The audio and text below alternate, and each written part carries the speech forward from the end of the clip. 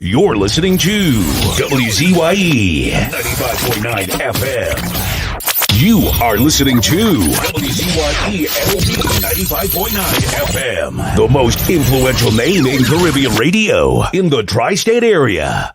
Broadcasting from East Orange, New Jersey. The most influential name in Caribbean radio. WZYE 95.9 FM. Yes, if I had home insurance through Hippo, this could have been avoided. Just watch the ad to see why. Mark and yes.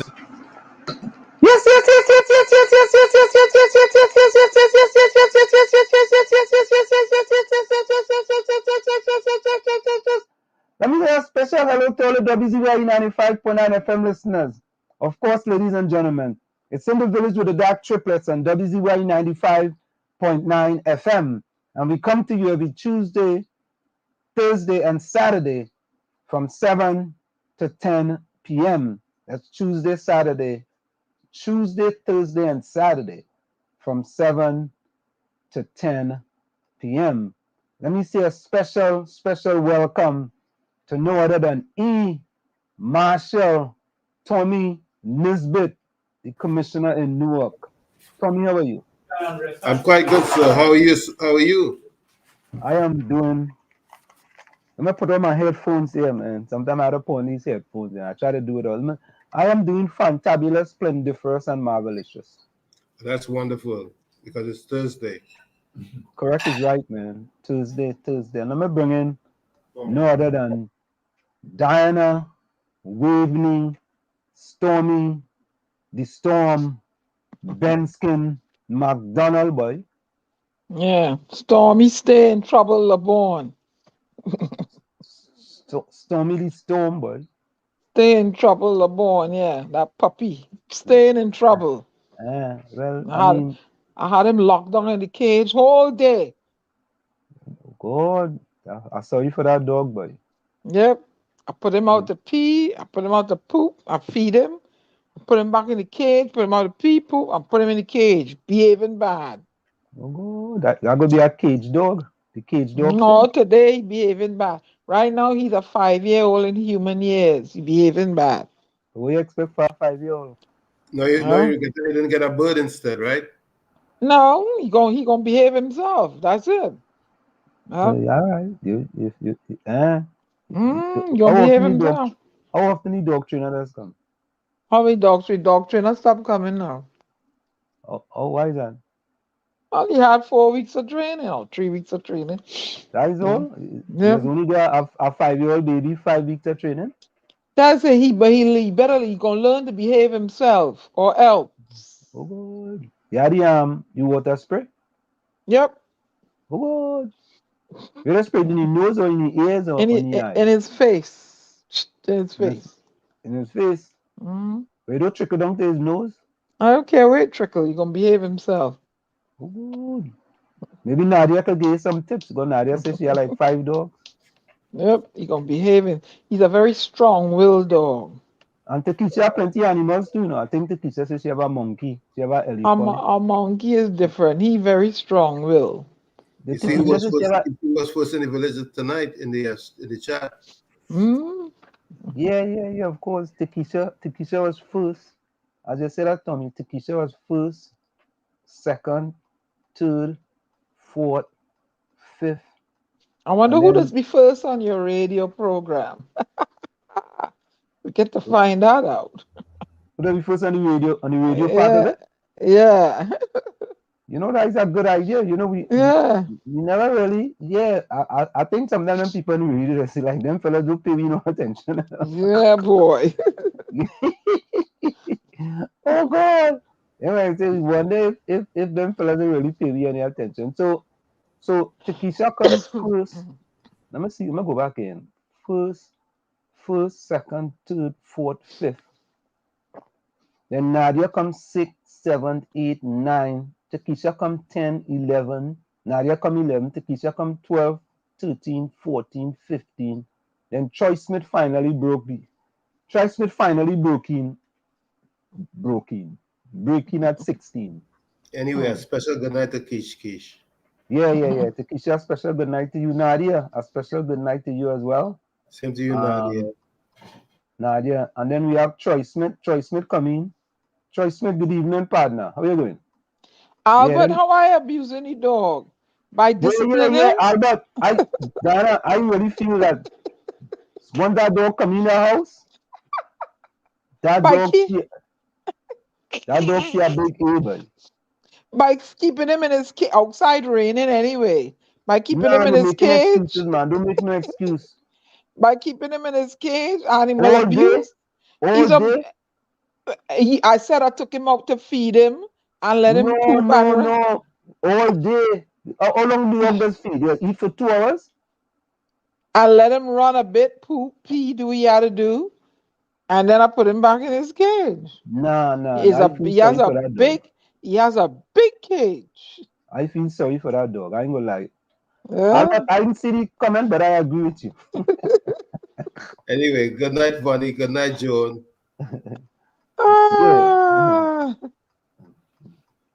One day keep him in his cage and his abuse. Oh, please. Yeah, Lana was away for 2 days, but I feel Lana former husband take away her phone. Good night, Albert. Good night to you. I think he was, hey! That looking partner, you know.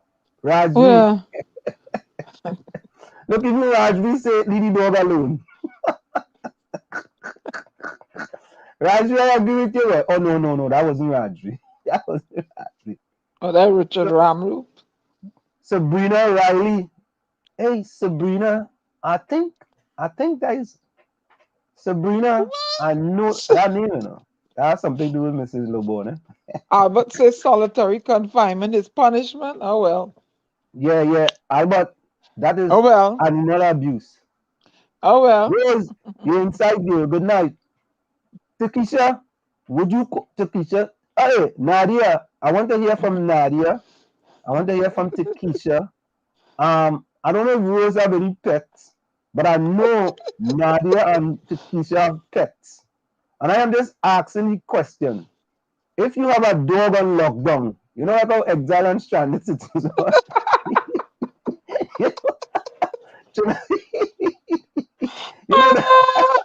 that exile and stranded citizens are on lockdown. And you can only come out for like an hour or so and you go right back in. If it is right for Diana, Waveney, Stormy the Storm, Benskin McDonald to take that 5-year-old poor dog and lock him up for almost out of 24 hours in a cage for 22 hours. I never said that. Yeah, that's correct. Never said he was in no cage for 22 hours. You misinterpret most of the day. Misinterpret. I never said that. Diana is trying to get quarantining the dog. Never said that. And not only that, but you have a spray gun too to spray the dog in the face. If he not doing, he not listening, and he want to snap and want to growl or whatever, yeah. That versus a lash, yeah. No. I just want to hear from the people who have animals, Takesha and Nadia. Do you guys have a spray bottle where they spray the dog in the nose or in the ears or in the eyes? If he biting, if he chewing thing, you're not supposed to chew, yeah, right. You spray him. You spray at him, and he knows he's not supposed to do that. Okay. Yeah. Rose says some men get locked down. Far less for a dog. Yeah. So Rose, if he chew on my shoe, I tell him once don't do it. Yeah. I move the shoe, and he keep going, looking for the shoe. Yeah. That means he's smart and he defying me. I'm sorry for that dog, boy. Are you sorry for him? He got to learn. See, my dog does be locked down. It does get trained too, but also bad too. But listen, keep reading, why you stop reading? Keep reading. Mine does get away. He does run away, hold it till he get tired and he come back. Mine ain't running away no way. He can't get away. Listen, exactly. That was exactly what I was gonna say. That he can't get away. He can't. My That dog my ain't coming yard is back. enclosed. My yard is enclosed. If that dog went away, he's not coming back. He's enclosed and he has a chip in him, so they'll bring him right back here. What? Only put chip in that poor dog too? That is what they do in America. Lord have his mercy. So that's a So bionic dog then. there's a chip in him that if he gets lost, all my information is there. They'll bring him right back here. I thought that the chip was going around his neck. I thought that's something around the neck of the No, dog. they have a chip inside of him. Lord have his mercy. And when they was talking about when they was talking about the vaccine, they was talking about chip too, and people go apart, chip in you and your arm and all kind of thing. There's a chip Look at inside this. there. If he gets lost, they're bringing him right back here. Takisha don't have a chip in it. Takisha, now the other dog have any chip in it? No. I just asked him. He comes right back there, go to the kitchen because that's where he gets fed. Look at what, boy? I didn't know that, boy. Yep. Yeah. Chris Watson, welcome. Chris Watson said, Dana, like you want to dog to run away like Rohit Peacock. I agree, you know. I agree, right? Yeah. Hey, listen, Raju, I agree, no. It's the same thing as the job. Yeah. He ain't running, going nowhere. Really? Yeah, he ain't running, going nowhere. He's as happy as a lark. I feel that chip must be having an effect on that dog, you know. Ah, well. I'm almost certain. Yeah. I feel so. He's happy as a lark. Really, Dana? How Yeah, a dog will be happy in a cage? For what? Oh, the first time I ever put him down, leave him in the cage for 3 hours, take him out for 3, put him back in for 3. That's the first time because he misbehaved. You take All him the out other for time, 3 and you put him back for 3. 50. Yeah, he has to learn. My God. That's the first time I ever do that to him. No, he has to learn and he's learning. Normally he run, do as he like, but he did something naughty, so he has to learn. Oh, good. Yeah, he learning. The teacher said no chip. He does come back because he know that it's home and he's well fed. That's what I told you. Yep. Your dog is well fed too? Very well fed. He gets blue. Yes, we don't want blue? Yeah, that's the best dog food. Blue? Yeah. Blue food? Blue is BLU. Oh, okay. Chicken and peas and all kind of thing. That's the best dog food. Google it. Okay, blue. Mm-hmm. What boy? That dog eating better than some human. Mm-hmm. Blue food, boy. I thought blue food was from Tobago. I thought Tobago had blue food. No, BLU. That's what he gets. Oh, okay. And a shot for he costs $75. And he just had a rabies shot a month ago, so I got to take him for another 2 more. $75. How much shot you had to get?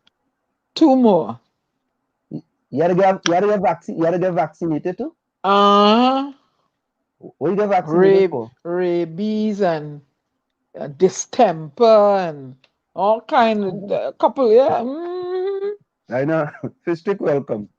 Fish stick to that dog serving a life sentence.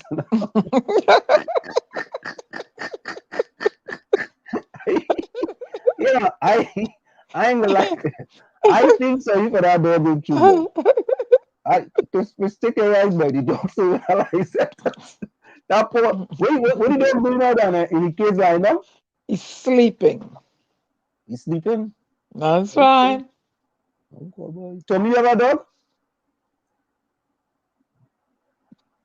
He knows. I don't need a dog. I don't need a dog. He knows it's sleep time, not to disturb my program. All right. And if he gets it, he has his own bedroom. He's in the back bedroom. He's in his cage. He's asleep. So wait now, in the cage in our bedroom, I just leave him in the bedroom out of the cage? No, he gonna wreck things. Okay. He gonna want to go chew wire and all that. When he get older. Yeah. He's an electrician. He tune wire. Yeah. You gotta. When he get older, he'll understand. He can't. You know. Right now, he's a puppy still. He want to go chew this and chew that. Okay. All right. Keep us updated.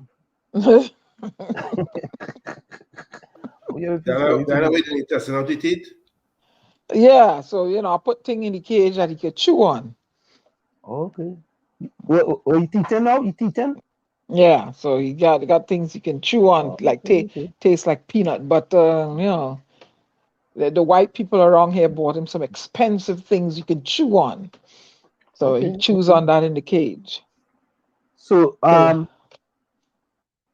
Chris Watson say play the video where the man say he never knew a leak does reduce water pressure. Which video is that? I know now. Tell me which video is that, Chris Watson, so maybe I could get it.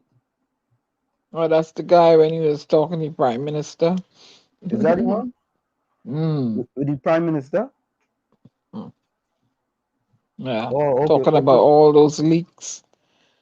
Is that when he talk about the water can't go up the hill? Is that one? God, please. Is that the one? I believe it's that one. Hey, Chris Watson, let me know. Joan says, Tommy, we don't need extra work. What? Extra work? He said yes. Oh, that's the one? Mm-hmm. Okay, let me see if I gotta look for it. I gotta look for that one. Let me see if I can find that one. I'll do that one, boy. But why on the international stage, you see North Korea let go a missile that can reach America, right? Yep. That's what I heard David Muir said.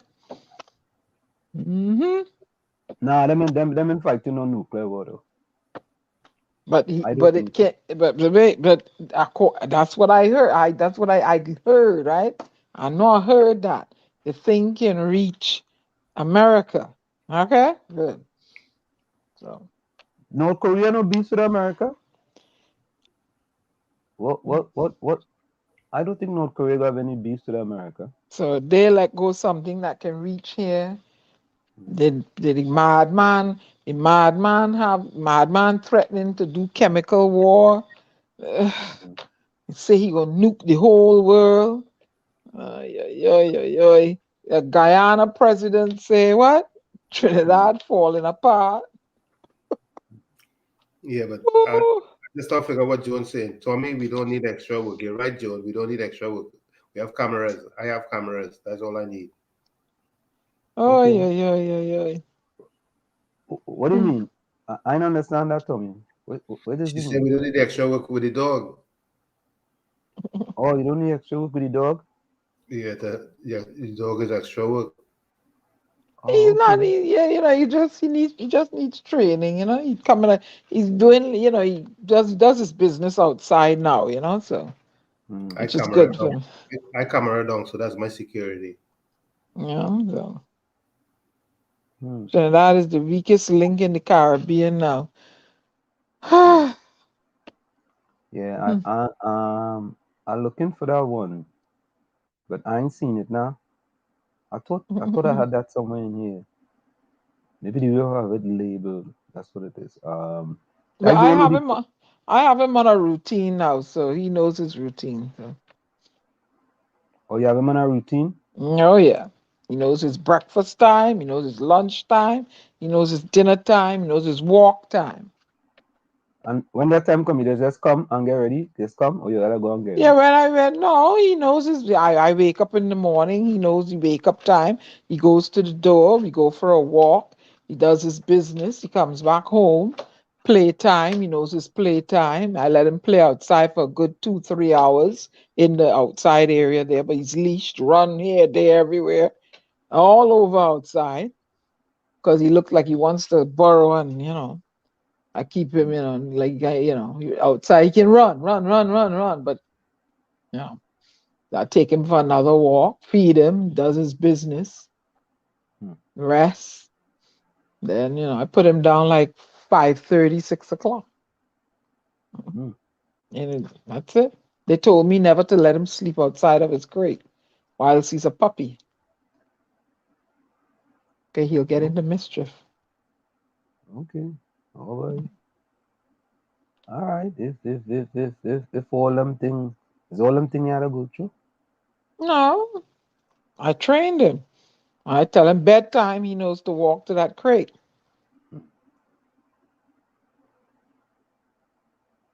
Okay. Well, I didn't see that one now. I don't know where I had that one somewhere. But anyway, I wanted to we have a new ambassador to Trinidad and Tobago. Then, A beautiful young lady who's the new ambassador to Trinidad and Tobago. There she go. That's Joe Biden's appointee. Yeah, yay! the US president nominates this young lady as the new ambassador. And boss, I want to read some of that young lady qualifications. Um, where did I put it? But here we go. It's too much. President Biden announces key nominees. Candice Bond, nominee for Ambassador Extraordinary and Plenipotentiary to the Republic of Trinidad and Tobago.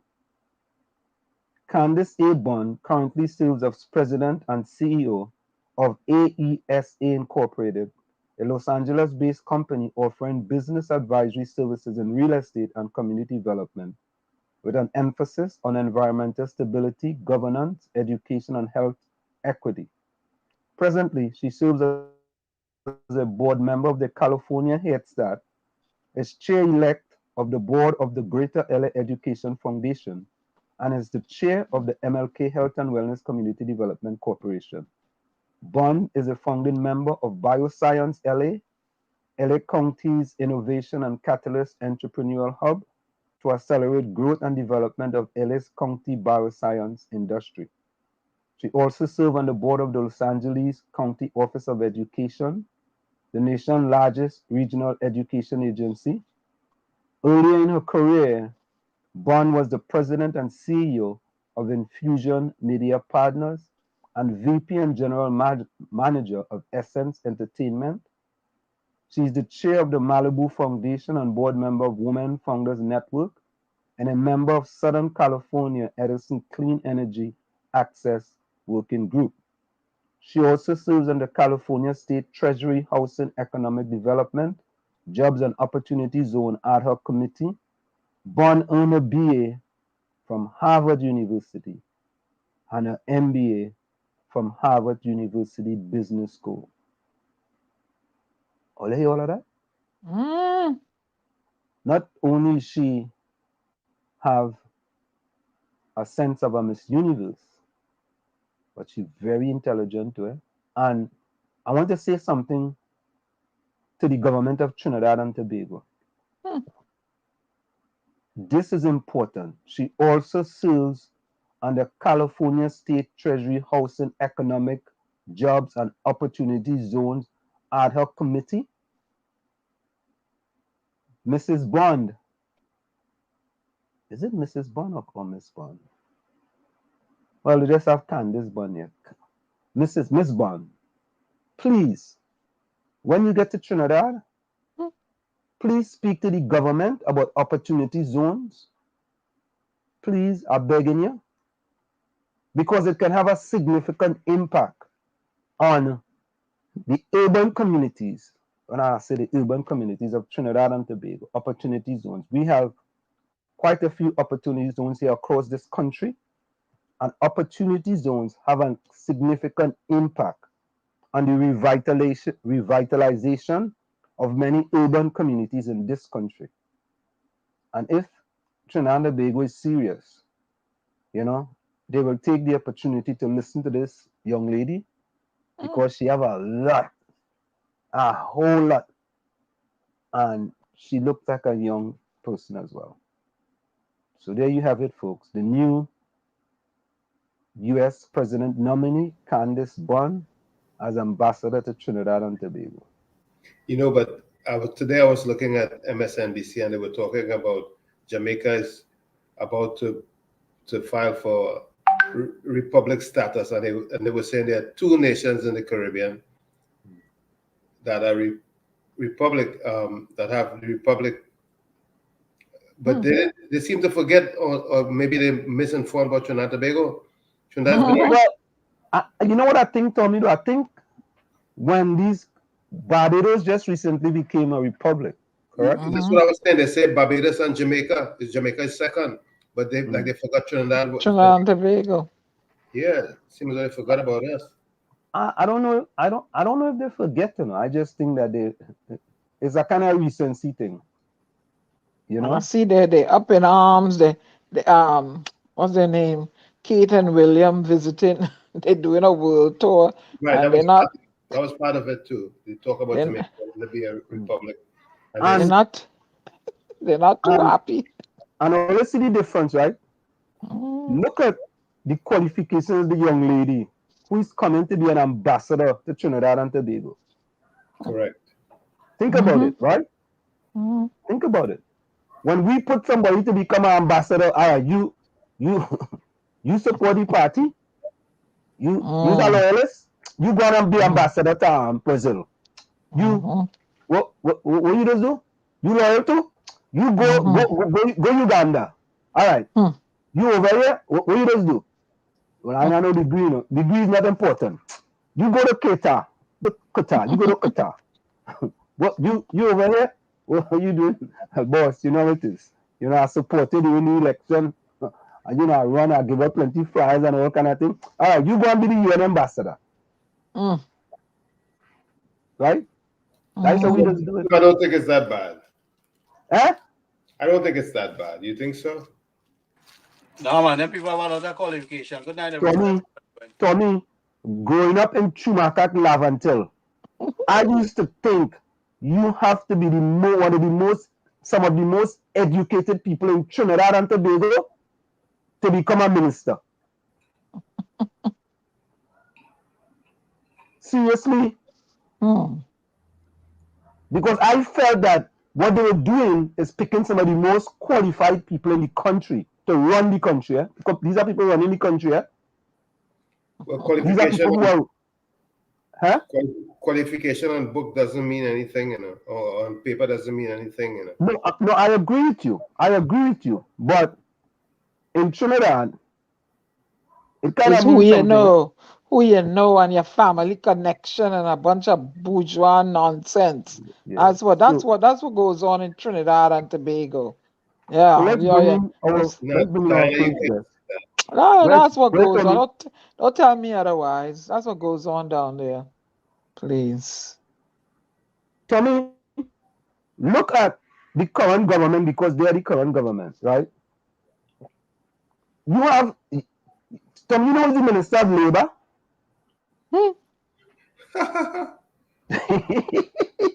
That's an example. You know, Garvin was the Minister of Labor. Listen, I didn't know who was the Minister of Labor until someone in the chat, I think it was McLeod. Did me myself, I didn't know neither. Right. I didn't know. Because I mean, they had that thing at Paria. Was he there? Did not have something to do with labor? And back then, we used to have a Minister of Foreign Affairs. People didn't know who was the Minister of Foreign Affairs. And that is what we're saying. It's who you know and who you support. Bourgeois. I'm changing it there. We put wrong pegs in square holes.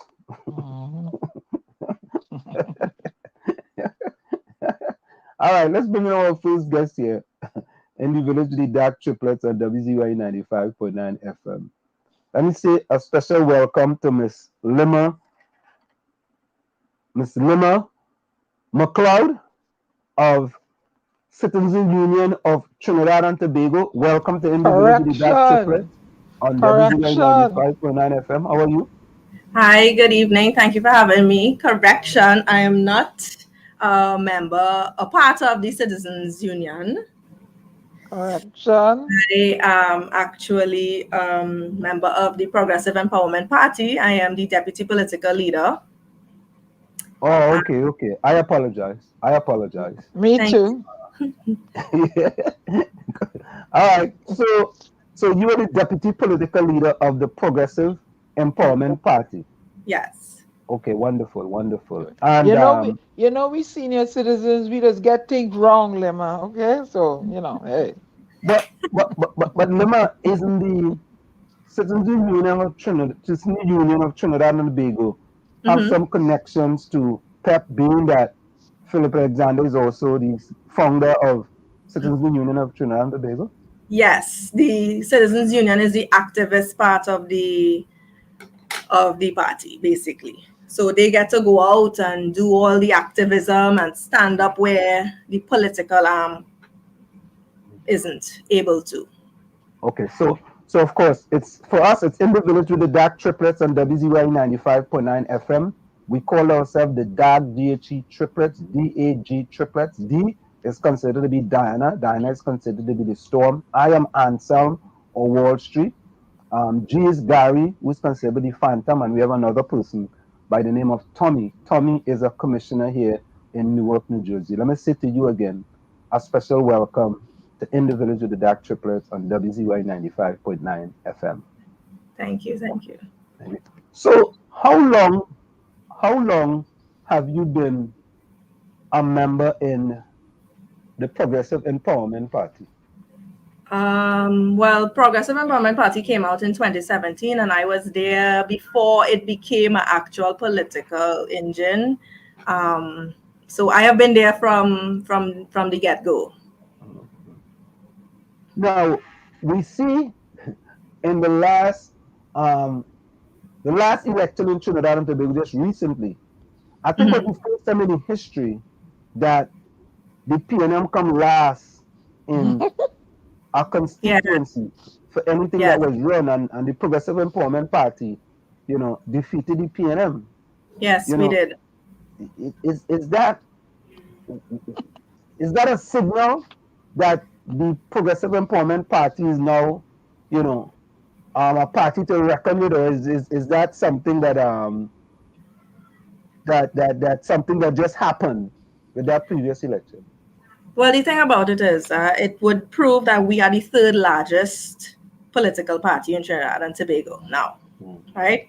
After the general elections in 2020, that gave us that confirmation that we were the largest, because we fielded 28 candidates, right? And then we beat PNM in this DB election now, by election. I mean, some people might look at it and say, oh, that's nothing. And when you really pay attention, you realize that the PNM candidate, they didn't really put any emphasis at all into that campaign. None. So they gave the people that sense of, well, we're just showing up our face here for showing our face. We're not actually interested in representing earlier. But we actually got down there, and our candidate he lives in the area. So he was able to say, this is what is wrong. This is what he doesn't agree with. And it's plenty wrong. And it's not just there. It's literally the entire country. You have no idea how depressing it is now in this country. So tell us what is depressing, Limma? What? Because we know we have so much potential in every sector that this country could offer. You know how much money we could make alone on tourism, agriculture. We still have the oil and gas, but we could benefit from so much because we have the potential. We have beautiful beaches. We just had the American food critic down here. I forgot his name. And he said we have the best street food. Why isn't that one of our major turning points for tourism? We are supposed to have areas all over the country. So like Debe is known for, your Pelori, your Sahina, your Alupai and thing. Why isn't Debe known as the Debe Strip, where you park up your car, you take a walk, you could buy whatever, all these sweets, everything. It is well protected, it's well lit, you have your public bathrooms, etc. And you're feeling safe because police casually walking through the area. And why you don't have things like that? All over the country. So Independence Square, around the Queen's Park, Savannah, Arima, Chaguanas, San Fernando could have it on the crossing as well as, you know, actual Sando, so you could look over the wharf. We have potential, we're just not using all of it. Our beaches are so beautiful. Even the ones that you hike to go to are beautiful. But nothing is managed properly. And when you realize that we have this potential and then you're seeing what it is we're getting, it is depressing. It is depressing. I mean, I have traveled, not extensively, but I have been to England, I've been to Belgium, I've popped over from Belgium to Amsterdam, Germany, France. And when you see how these countries are managed, you're like, well, why is this? We don't have this.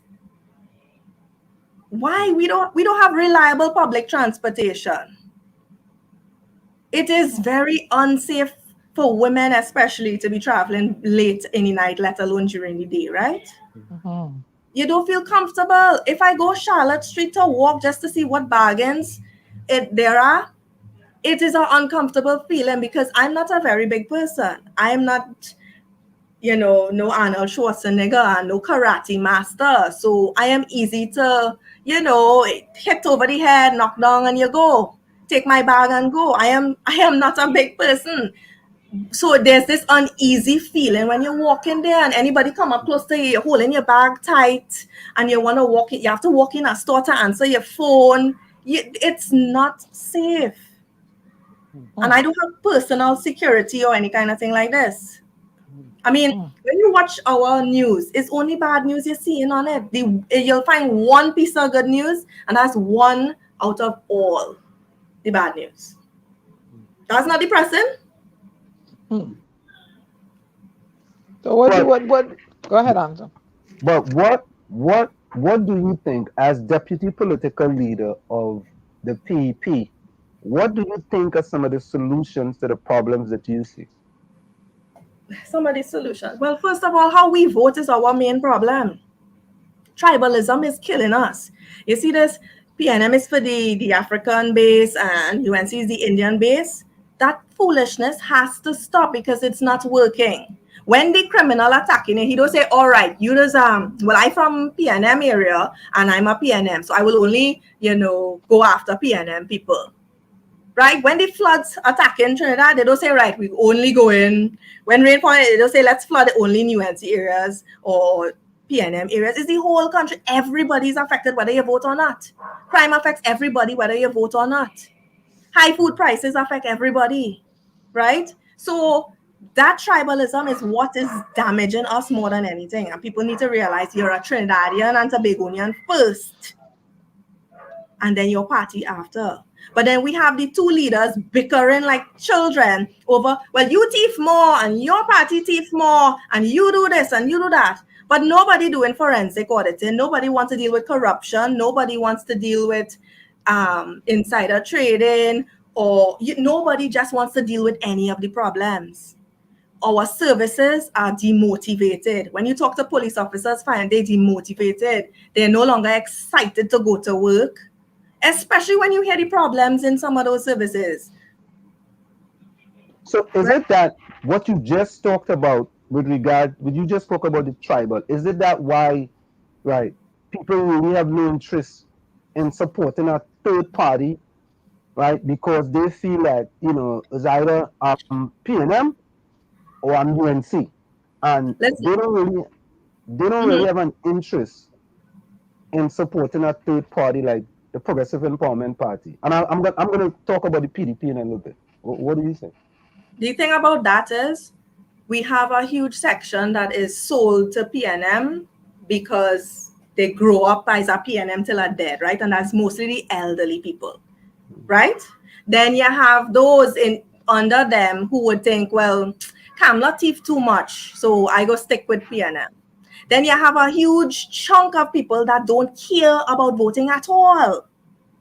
Because if you look at the amount of people that came out to vote in the last general election and before, you realize it is a lot less. We have over over 400,000 people that have no interest in voting at all. That is a lot. So they're leaving the sycophants and the diehards and those racist trolls who pushing an agenda to go out and make decisions for them. And we both know those two parties responsible for the condition of Trinidad and Tobago. Because in 2022, I still don't have water in my pipes. We still can't get WASA to come and fix leaks. Like if it's urgent, and WASA is the same one saying don't waste water. Use only what you need.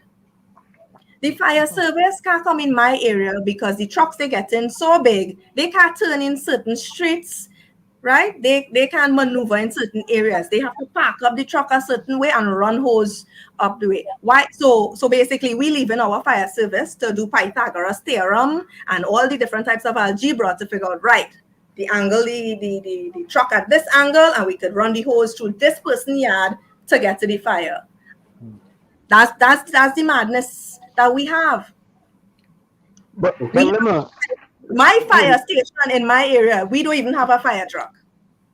No, we had one instance where everybody was motivated that they put another party in power. 33 was the result then. What does the PEP have in mind to motivate the people to make that decision to leave the other two standing and come their way? Well, right now, that is why we have the Citizens Union, because people are realizing that our government has abandoned them. So basic things, they calling us, well, not us, but calling Citizens Union for help. When COVID first hit and we were shut down, our government abandoned our people. They didn't have food. A lot of people still don't have food. Hampers, the grants, there are many people who still never got a grant. And they still turn around and vote and put them back in power. So what are you saying? What didn't happen? What am I missing? Right, but we can't say that still because the voter turnout was less. It's just people are so fed up. And then Progressive Empowerment Party didn't get the media coverage as PNM and UNC getting it, Because if you notice right now, Guardian only posting up PNM meeting and the General Council meeting, and the advertising for PNM already, Okay, we recognize that traditional media seems to be still working, doing a yeoman's job. And we also know that social media has taken its place in the narrative. Mm-hmm. Are you prepared to go the distance with social media? Are you set up? To set up, go ahead. Are you set up to take advantage of social media to reach the masses? Yeah, so far I have. I did a video recently where I responded to Fitzgerald Hines, where, the statement he made where he said he is there to not to ensure our safety, but to ensure that the services have the tools and the equipment. You recall his statement when he made that? Yes, and are you sure that your message is reaching who you need to reach, and are you gauging it? Yes, we are, because that video has since gone viral, and I have a lot of support from, the servicemen and women. So the more I touch on realistic things that affect everybody, is the more people it would. And then the more nonsense this government does is it just pushing more people away from them, especially the younger generation. Because right now, when you finish UE, UTT, whatever, there's no job for you, There's nothing. Unless you know somebody, there's nothing. And another topic too, your leadership. Have you defined exactly who your leadership is? Meaning the political leader? Yes. Philip is the political leader. And how does the people feel about your political leader? Are you able to gauge that? Well, some people are in favor of him and some people aren't, but the way how many people see it is he's the only man standing up for the citizens of Trinidad and Tobago. If you look at how the Paria diver situation was handled poorly from the government, the management, right? The family called Philip when they realized they weren't getting anywhere with the management. They weren't getting anywhere with the Minister of Energy. They weren't getting anywhere with anybody, not even the media was running the story. It is when Philip got down there and opened his mouth, then everybody was like, all right, fine, let's pay attention to Paria now. So he is there highlighting the plight of the people. And that is what you need, somebody who is doing that, because right now we on our own. It's like we on autopilot. So this is my opinion. This is my opinion from afar, right? And when we come into the village, we keep it real, and we invite all different people from different parties into the village, and we are not a radio station that only invite one set of people into the village, right?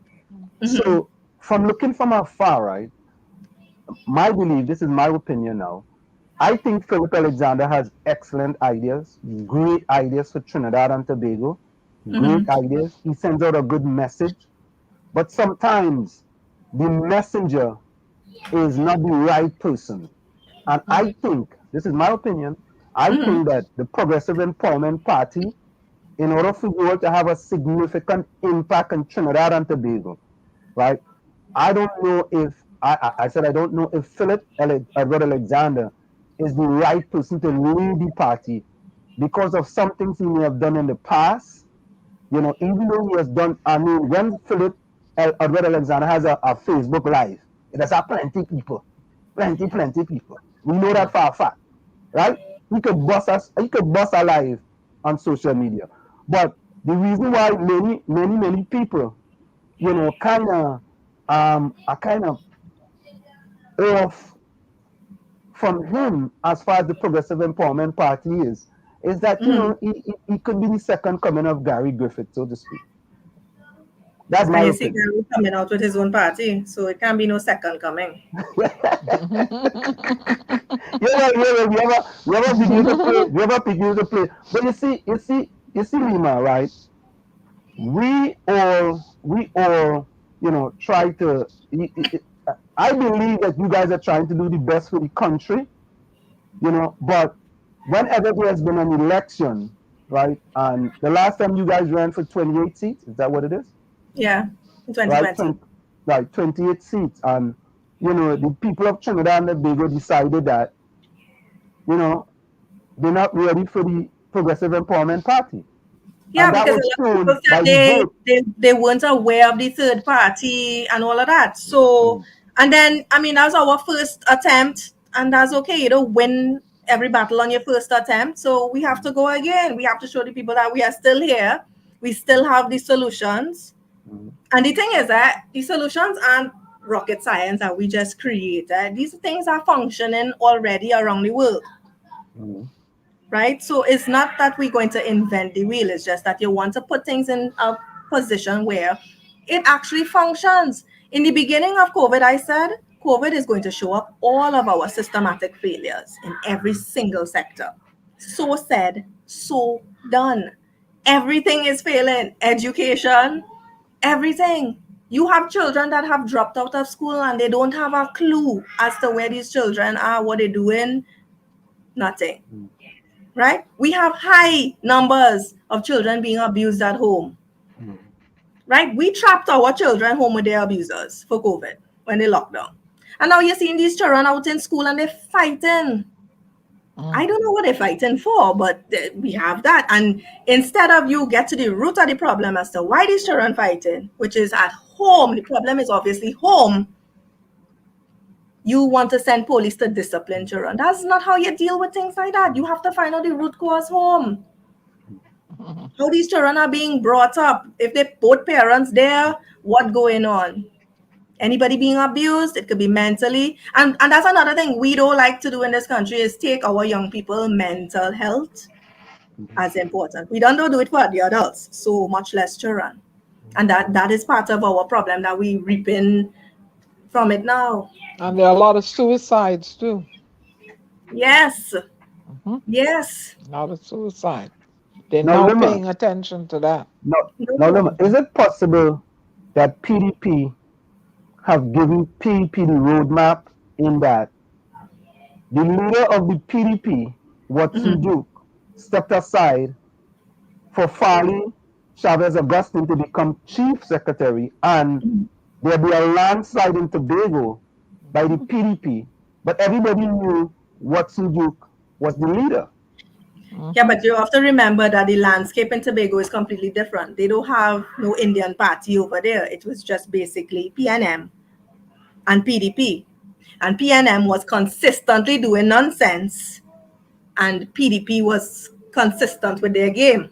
So they have a different, Tobagonians have a different mind frame, mindset, everything, right? So Trinidadians are divided by race. That's our main problem. When you read comments online and you're seeing people saying, all your people, all your so, your kind. And then you're seeing reverse where they're saying, it's all your so does rob people. It's all your so does kill one another for land. That's the foolishness. That is we have a serious race problem. We have to deal with that first. We can't get anywhere without dealing with that. I agree that we have a problem in Trinidad and Tobago where everything is race, and I think find that's politicians have made it so. Right, and I agree with that, and I think that's a big problem in that every time something happens, it's always race, and we start to bring race into it, even when we're not having to do nothing to do with race. We bring race into it, and so here's the next question: a local election is upcoming, right? Is the PEP gonna contest that local election and contest all the businesses as I far as that can't say local for election? certain because local government, because we are so small, I don't think we actually need local government and MP. I think that's a problem. Me personally, I think that's a problem. I think that you have to look at the big picture and be part of it all if you want to make an impression. That's my Yeah, but opinion. it costs. Yeah, I understand all of that, but it costs a lot of money, especially in Trinidad. Now, really and truly, it's not supposed to, but because of the mass advertising and the standard that PNM and UNC have put, it is very expensive. But I just spoke about the fact that we saw in Obama time that he was able to conquer the mass advertising by using social media. An example, you talk about not in reinventing the wheel. We saw what Obama did with social media. That should be an example for you if you're really serious about making Yeah, it. but you have to understand that local government is not an election a lot of people take seriously. And it is mostly the elderly who make it their business to go out and vote. The young people don't make it their business to go out and vote. So we already have that problem. So even if you do social media, it doesn't reach the generation that is stuck on traditional media. Yeah, but we have to target the youth and find ways to motivate them. It's about time we just throw away the box instead of stepping out of the box. Ansel, top of the hour.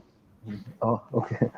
So Limma, just stay with us for a little bit. We got to go for a quick station identification. Of course, we have with us in the village tonight no other than Limma McLeod. She's the deputy political leader of the Progressive Empowerment Party, and we are having the discussions around politics and many other things going on in Trinidad and Tobago. It's in the village with the Dark Triplets and WZYE 95.9 FM. Stick and stay, don't go nowhere. We'll be right back. You're listening to WZYE 95.9 FM.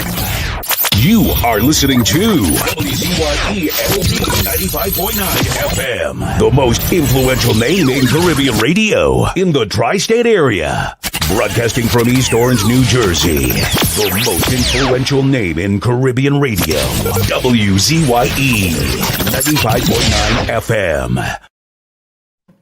It's in the village with the Dark Triplets on WZYE 95.9 FM. We come to you every Tuesday, Thursday, and Saturday from 7 to 10 p.m. That's Tuesday, Thursday, and Saturday from 7 to 10 p.m. And Limma, you do have a few people here in the chat. Let me just make it be known. We have Nathaniel Boss. He says, good night to my DPL, Limma, and the PEP family locked on.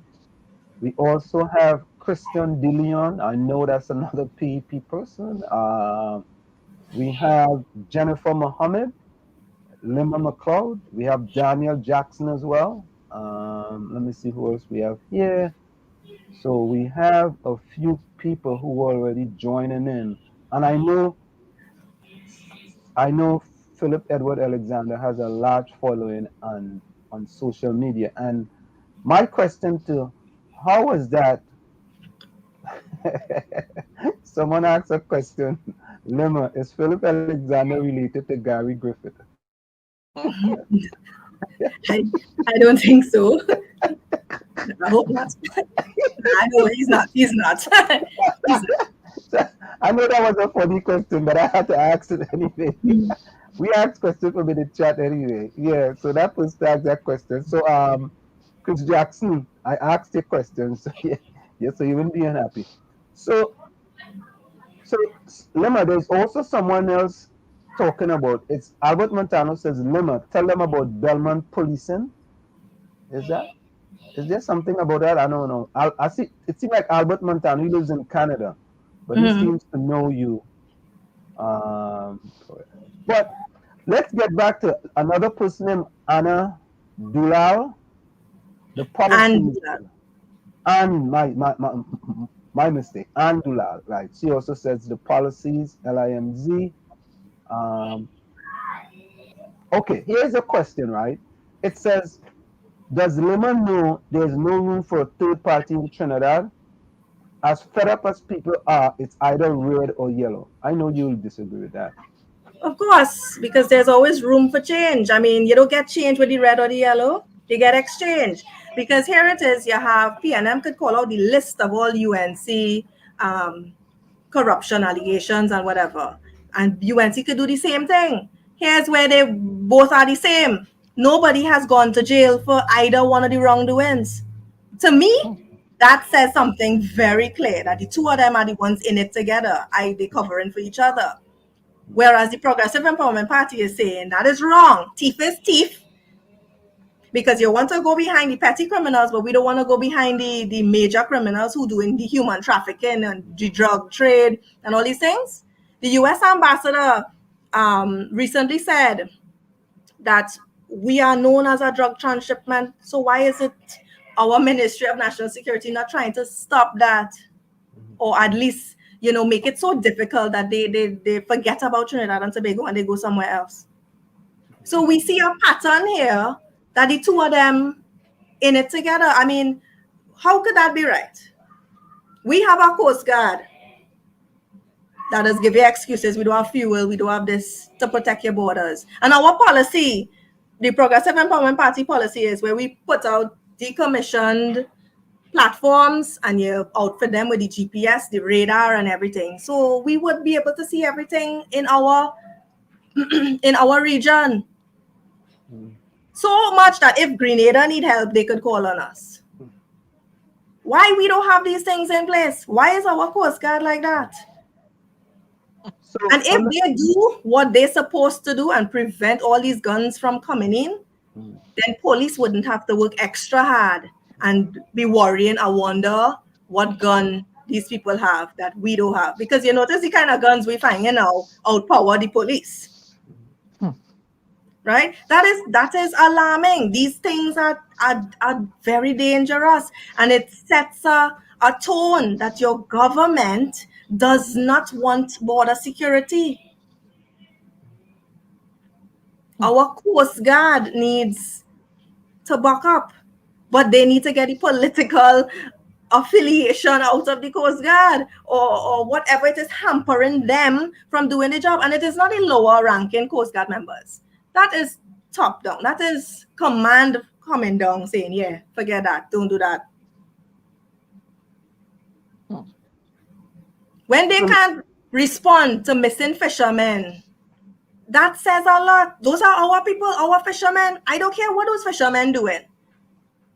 They call and they say 1 missing, 2 missing, both capsized. Coast Guard is supposed to be there to find our people and bring them back. If they're wrongdoing, fine. That's why we have a court system, a police system. But you don't just say, well, we don't have fuel. Hard luck. A boat from Mauritius, Africa, could float all the way over to Tobago, and the Coast Guard still don't have the vessel in Tobago to go and bring it ashore. How embarrassing is that for us? So, right? So Limma, here's another question, right?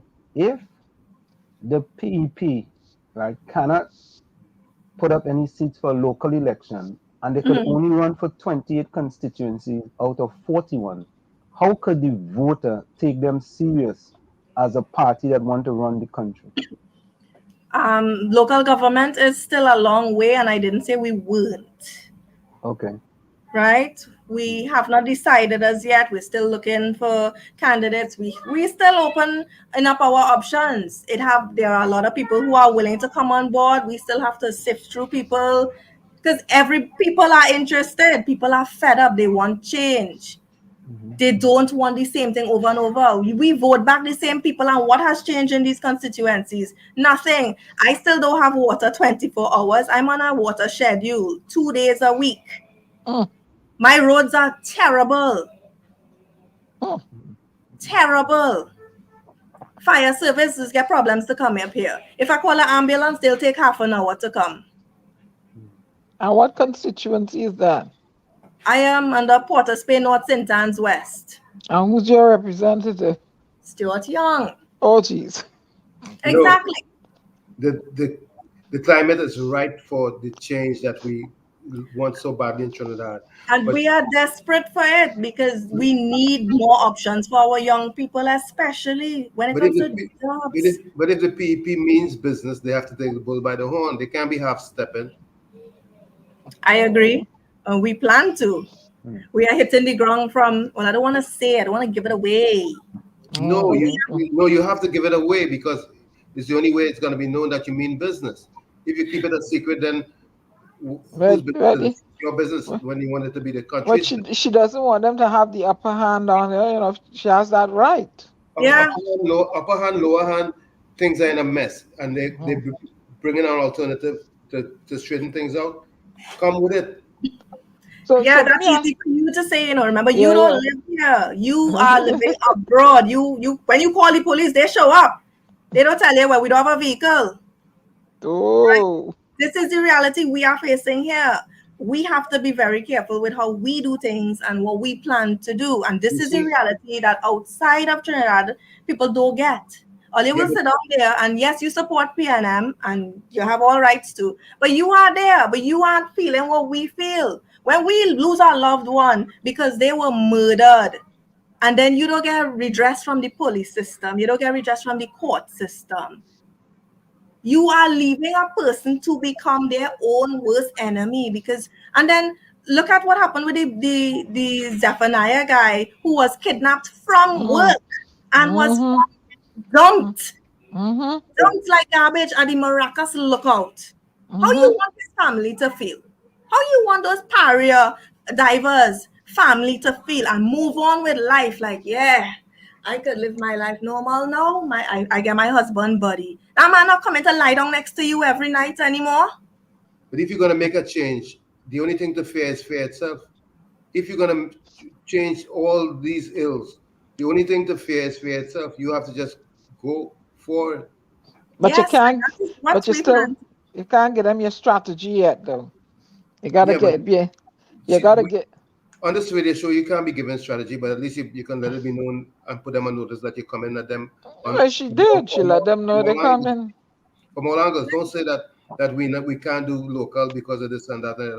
No, I didn't say we can't. I'm saying that we are still thinking about our approach to it, what we plan to do. It's very costly, so we have to know our budget, how we plan to do things. If you're willing to donate to the party, I have absolutely no problems. I could hook you up with Felicia Holder, our chairwoman, so you could donate to help us with that too. You see, to donate from the United States, we'll be breaking the U.S. law. I'm a commissioner, and I know that it's against the law for us to do that, to donate. Well, when next will you be in Trinidad? I'll let you know. Okay, I expect to see you in a Pep jersey or something. You're buying go or something? No doubt. I'll hold you to that, eh? All right. Yeah. And I want picture and thing too. Proof. Well, Limma, yes. As an outsider looking in, right? And we are in Trinidad and Tobago, they consider us to be outsiders. They tell us that we need to stay in America and drink water and mind the business. Yeah, we need to drink water, eat jelly, take bamboo, and mind the business. You know what I mean? Because they figure that we outside here, even though some of us are more patriotic than people who are living in Trinidad and Tobago. And I say that, you know, with no qualms at all. You know, why hasn't the PEP gotten the type of traction that is needed in order to move out the red or to move out the yellow? Now I heard Gary Griffith say something about the ketchup and the mustard. You know, and you know, I anyhow, yes, why not? I'll get into that another time. No, well, the thing is, what the foreigners bring to Trinidad would be their experiences abroad. Their, you know, okay, so you go abroad, you know, an ambulance comes in 2 minutes, 3 minutes, you get public transport, urgent, reliable. So that information you could bring back to Trinidad, so you could help us improve on what we have. That is how it's supposed to work, right? But you see, when you come to do that and you're stepping on the other people's side who don't like that, they have a problem with it, obviously. Right? And that's where you will get people telling you that. But then we have the people down here who say, you know, look at all of these people down here, always quick to travel and jump on plane and board. Oh, I'm in Miami, I'm in New York, but you don't bring back anything. Fitzgerald Hines is the same one who said he went to England and he was amazed when he turned on the pipe and he get water from the pipe. But yet still, you didn't come here to implement that. You went and you gave the people a standpipe in 2022. That is not forward movement. That's not development. Development to the Progressive Empowerment Party and myself would mean the area of Maracas, Las Cuevas, Lafayette, Blanchishes become fully sustainable, self-sustainable. So in the event there's a landslide, they have their own fully operational hospital. They have their own fire station. Well, they have police already, but they must be in such a position that they could survive and not need to come out of that area in the event of any emergency. The same for Grand River, McLeod, Mission, Montevideo, and all those areas. They must be self-sufficient. Get them the solar power, wind technology, wave technology, whatever, to generate electricity in all these rural areas. That's the kind of development we're talking. We're talking about reintroducing all the things PNM closed down. So your cocoa, your coffee, sugar, right? And introduce new things along the way. They decriminalize marijuana, but you still can't grow the marijuana to export it. So when you decriminalize, then let people grow it so we could export it. Marijuana is a $1 billion industry. Why are we not capitalizing on that? Our cocoa is the #1 in the world. Lint does use it, and I believe Cadbury does use it. So why we don't have a major cocoa plantation and we exporting, bringing in all that euros and the US with the marijuana? And that's where, that is why I said we are underdeveloped, because that alone in agriculture, bringing in all the kind of forex there. Then if you have your tourism boosted, where every point in the year you have something to do if tourists come. So from February, you know, it's Carnival straight into Easter. You have all the things, the activities in Tobago, the goat race, the crab, whatever, crab running, all these different things. It have activities for our local citizens, Caribbean citizens, as well as the foreigners internationally, to have something to do in Trinidad and Tobago throughout the year. They could come and they could see Pagua, they could come and witness what we do for Eid, Emancipation, Diwali, Parang, Christmas, and they must be buying Parang CDs to carry back so they could tell everybody, hey, you ain't no Christmas like these Trinis, boy. Right? We missed a huge opportunity when Michael B. Jordan said he wanted to name his rum Juve. You know what was supposed to happen? We were supposed to reach out to him and say, listen, you want to name your rum Juve?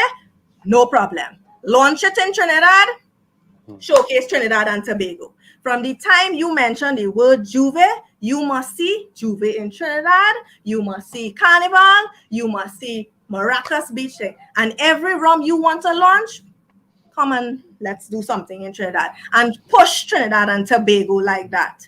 We missed that opportunity completely. You know how much things we could have get from that? We could have invited him to Carnival. We could have made him a Trini. Yeah. We missed a major opportunity there. And that is the fault of the government, because it's them alone must get. Nobody on the ground must get nothing. We mustn't want nothing. Why is that? That is unfair to us.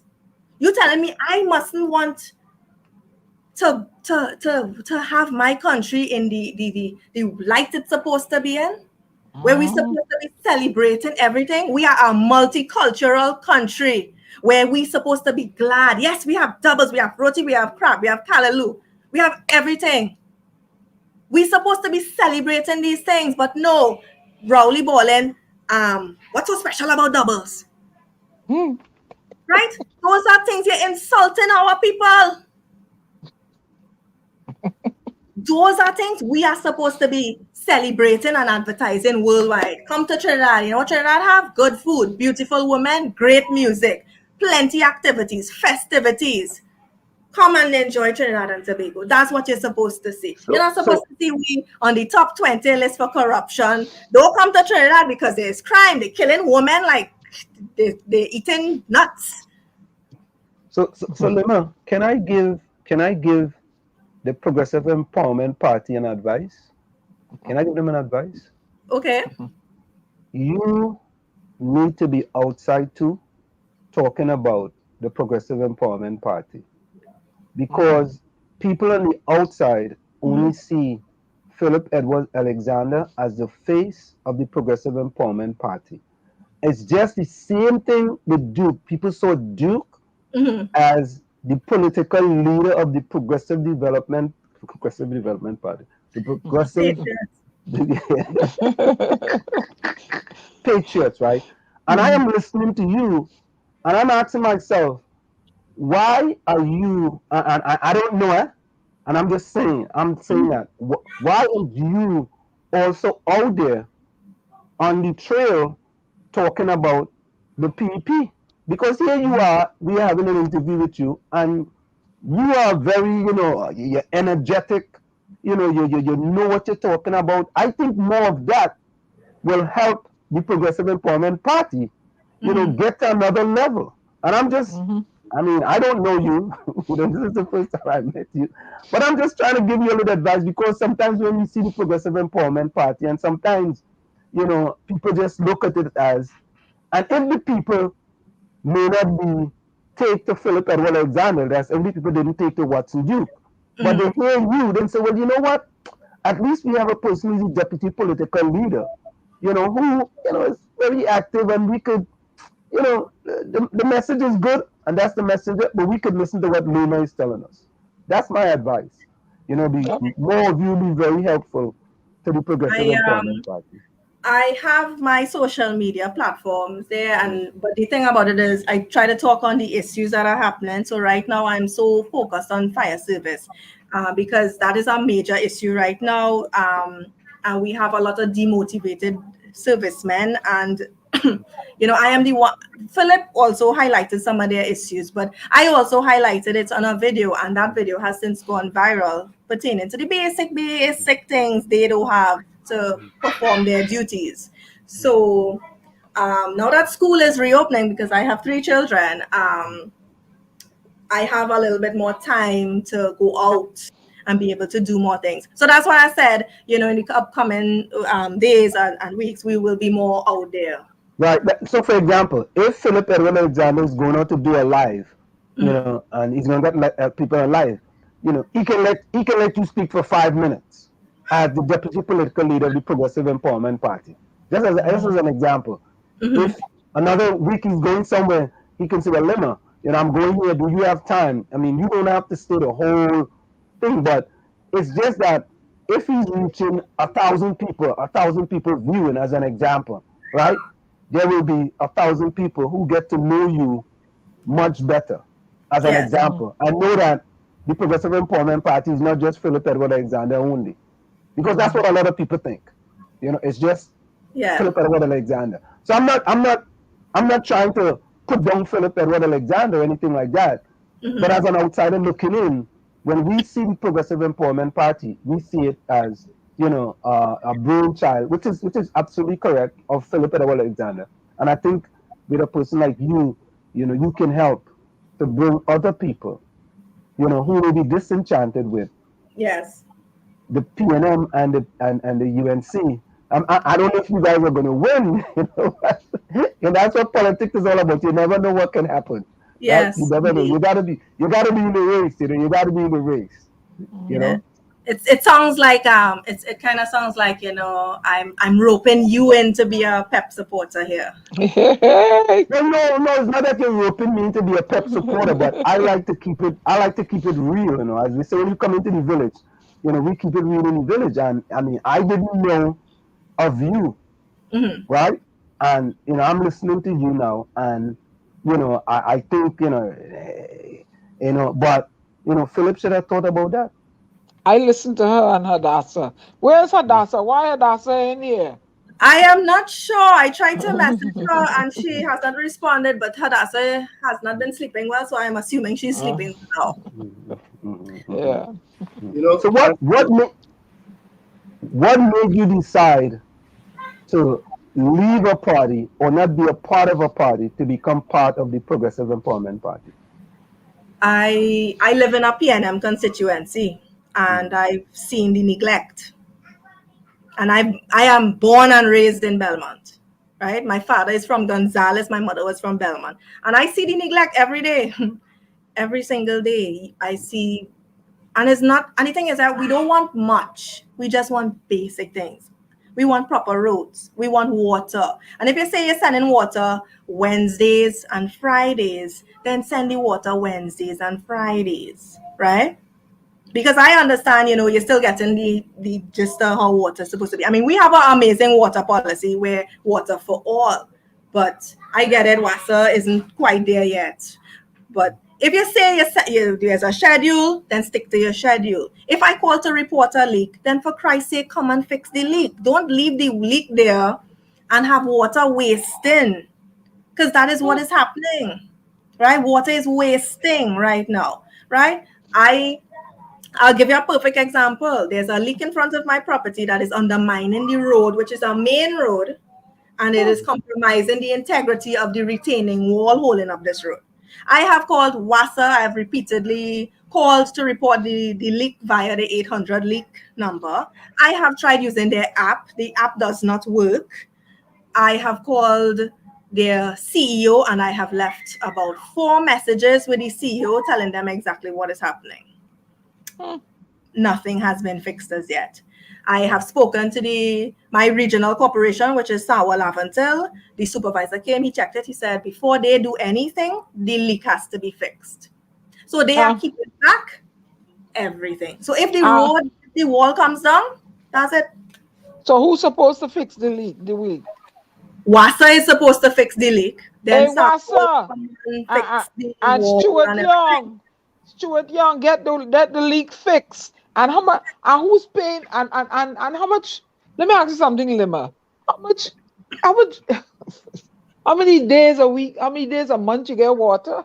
Lord. I get water 2 days every week, Wednesdays and Fridays. And sometimes they don't even have the courtesy to say, well, you're not getting water Wednesday.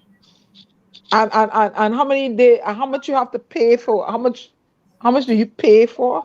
The water rates are, I believe, $60 for every 3 months. It's not a lot, but at the same time, if you say this is it and I'm getting water this, then give me water, because there are people who pay water rates and they don't get water at all. In my same area, just the corner away from me, those people are struggling for water. Oh geez. Yeah, on the same street. I get it Wednesdays and Fridays. They're supposed to get it Mondays and Thursdays, and they don't get it at all. Stuart Young live in your area. Go by his house and get water then. No, he doesn't. He lives they go mountain, I believe. And that's the problem. No, and there's some things that I agreed with about you showing your face and you being the softer side, because I truly believe this is the estrogen era. Anyway. Oh, really? Okay. And we've seen Philip Edward Alexander, many of his posts and so on and so forth. And many of us aren't comfortable with his posture. I'm talking straight talk here, because in the village we talk straight talk. That's why I'm saying that at this particular time, it's important that if you are the alternative, especially with estrogen, that you become a little bit more visible and a little bit more vocal and push yourself forward.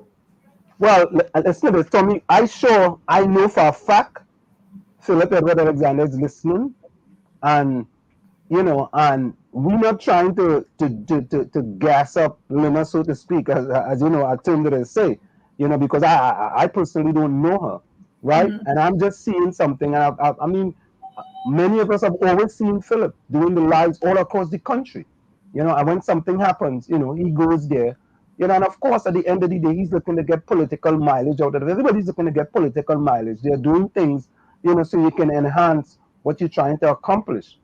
But sometimes he's under the umbrella of CUT, Citizens Union, and not PEP, right? So, but you see, that's a problem too. But that's a problem too, because like I didn't know, and I looked up. I was actually looking up Citizens Union of Trinidad and Tobago, and I was looking up some of the things that they do. And at the end of it, I see the founder was Philip Edward Alexander. So I was like, okay, but I mean, and then when you came in, you talked about PEP. So I mean, I think it's good that you're doing those things, but it's kind of sometimes you kind of mixed up. In one time, you're in yellow, not yellow, you're in orange, and next time you're in red with Citizens Union, red and black or whatever it is.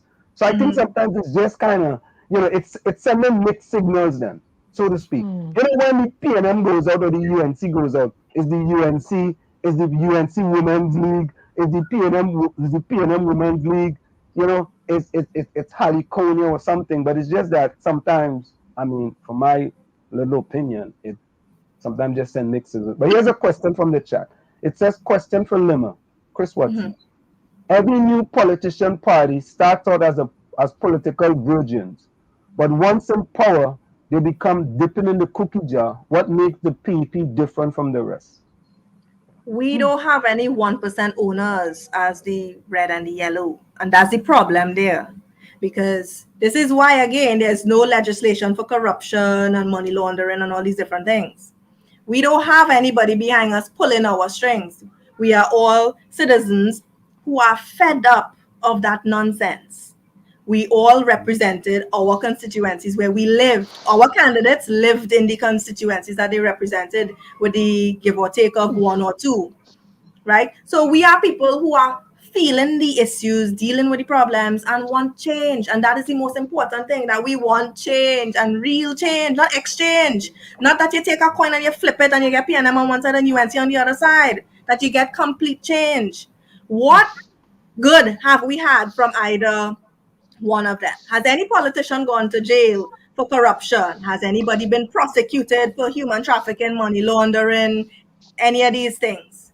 No. And they all talk a big talk. When Manning came out of office and UNC came in, well, the People's Partnership came in, they were supposed to do forensic auditing and financial auditing and all these different things to get back all that money that was wasted under the Manning administration with Calder Hat, the Clico disaster, Udicott, you name it. None of that happened. And now that Kamala and her team are out, Rowley didn't do the same thing. He didn't have any audit, but yet still he's talking all the money UNC thief, UNC do this, UNC do that, the other. But you have nothing to back it up to say, well, right, we have launched investigations, we have improved legislation, we have amended legislation, we have done legislation now where we will be going behind corruption, money laundering, and drug barons, and all these different things. But no, they didn't do that. You know what we bring in foreign police for? For DSS. DSS, your ball is money laundering. When our money laundering problems only start recently, they're going on donkey years. But right? you just said something that's important, that all the representatives that you feel live in the area that they represent. That's mandatory. Once that's mandatory, you have one up on everybody else. That's they also, you know what else they don't want to do? They don't want to put a cap on campaign finance. They don't want to do that. Things like You know, in the United States, there's this legislation that if you give, I think it's a free media something, where you give one candidate, let's say an hour, you have to give everybody else an hour. Correct. We Yeah, don't have that here. They stifle the Progressive Empowerment Party. As a matter of fact, as you say that, on our radio station here, if there's a local election and one person come for an hour and there are 5 candidates, each one of the other 5 candidates have to get an hour on air to match that one candidate. And we had to do that many times because there was elections in the past before we started having this program when there was a candidate that, somebody at the radio station, was pro that candidate, and the candidate came in for an hour. And the other candidates call us and tell us, listen, each one of us have to get an hour on the radio station, and we have to do it. Yeah. And it was free too, Very nice. That is good. Here, it's not. What it does do? The two parties buy out all of the airtime. So we don't even get a slot. And then they would raise the price on us drastically. That's the nasty game of our politics. There's no intent on being fair, giving everybody that fair, equal chance. It is not not anything equal. It's about I must win at all costs, and when I win, crap will smoke everybody pipe, as we are seeing now. It is all about them. Yeah, but Limma, let me say this. It appears to me, and it appears to me that politicians make promises to people, and as soon as they get into the office, even you're calling them just to wish them a Merry Christmas, they don't even pick up the phone. Right? I'm saying politicians. I don't matter. I mean, why is that? Why it is that you have a person who will go toiling the vineyard for you, right? When you are trying to get to a certain point, and as soon as you get to that point, you tell the person, you know what? Don't call me, call this other person. All of a sudden, it's a different time. Before the election, you can call that person and you can talk with that person. I know if you get elected, it's different. Yeah. But why do they cast aside people who are close to them? Because that is how they value their people. They don't value our people. They don't care as long as they get where they go and they reach. Listen, when I was campaigning, I was in my yard and Stuart passed in front of my house in his motorcade. And you know what he did? He did this. Right? So in other words, gone from here. Right? And I was like, I did a video on it, and that video also went viral. And I had to embarrass him. I said, you didn't come out and speak to the people in the area. Even though, yes, I am your opponent in this campaign, I am still a resident here. You still have to represent me if you win, as you are the MP for the area. Correct. How disrespectful and immature of you. Why you didn't pull aside and come and talk to the people? It had several other people in the yard. And to be the bigger person, the man, the testosterone person, right? Because that's how our culture is. Right? The man's voice is clearly of more value than a woman. That is how it is in this country. So why you didn't prove yourself to be the bigger man and come out and say, listen, Limma, good luck in the campaign. See you on the campaign trail. And he would have showed a different side. But you didn't do that. You do this. And that shows me what you really think about me and everybody else. Because I know people who have spoken to him as he won, and they said the man not taking on anybody. He don't want to hear what the problems are and all of these things. So you were just looking to get there and forget everybody else. But it's social. This is where the society has been set up. Because when you think about every aspect of existence in the society, look at the steel bands, look at our Calypsonians. Forever they had to be competing for their kakada. We don't ever put them in a state where they become professionals and we just reward them as professionals. We have them competing forever. So, yeah, but some of these songs too, they sing is Tata. Exactly. Right? There's no standard. There's no standard, right? And it's simple little things that people look for, right? So me, if I had won my seat, there was a particular, well, not one, there are several things that I wanted to do. Are you familiar with the Queen's Park, Savannah? Yeah. Yep. Right. So when you come out of Jerningham Avenue and you make that first bend there, I wanted to put up a mini stage or some kind of stage, something there. Of course, the grass would be cut properly, put up proper lighting or whatever.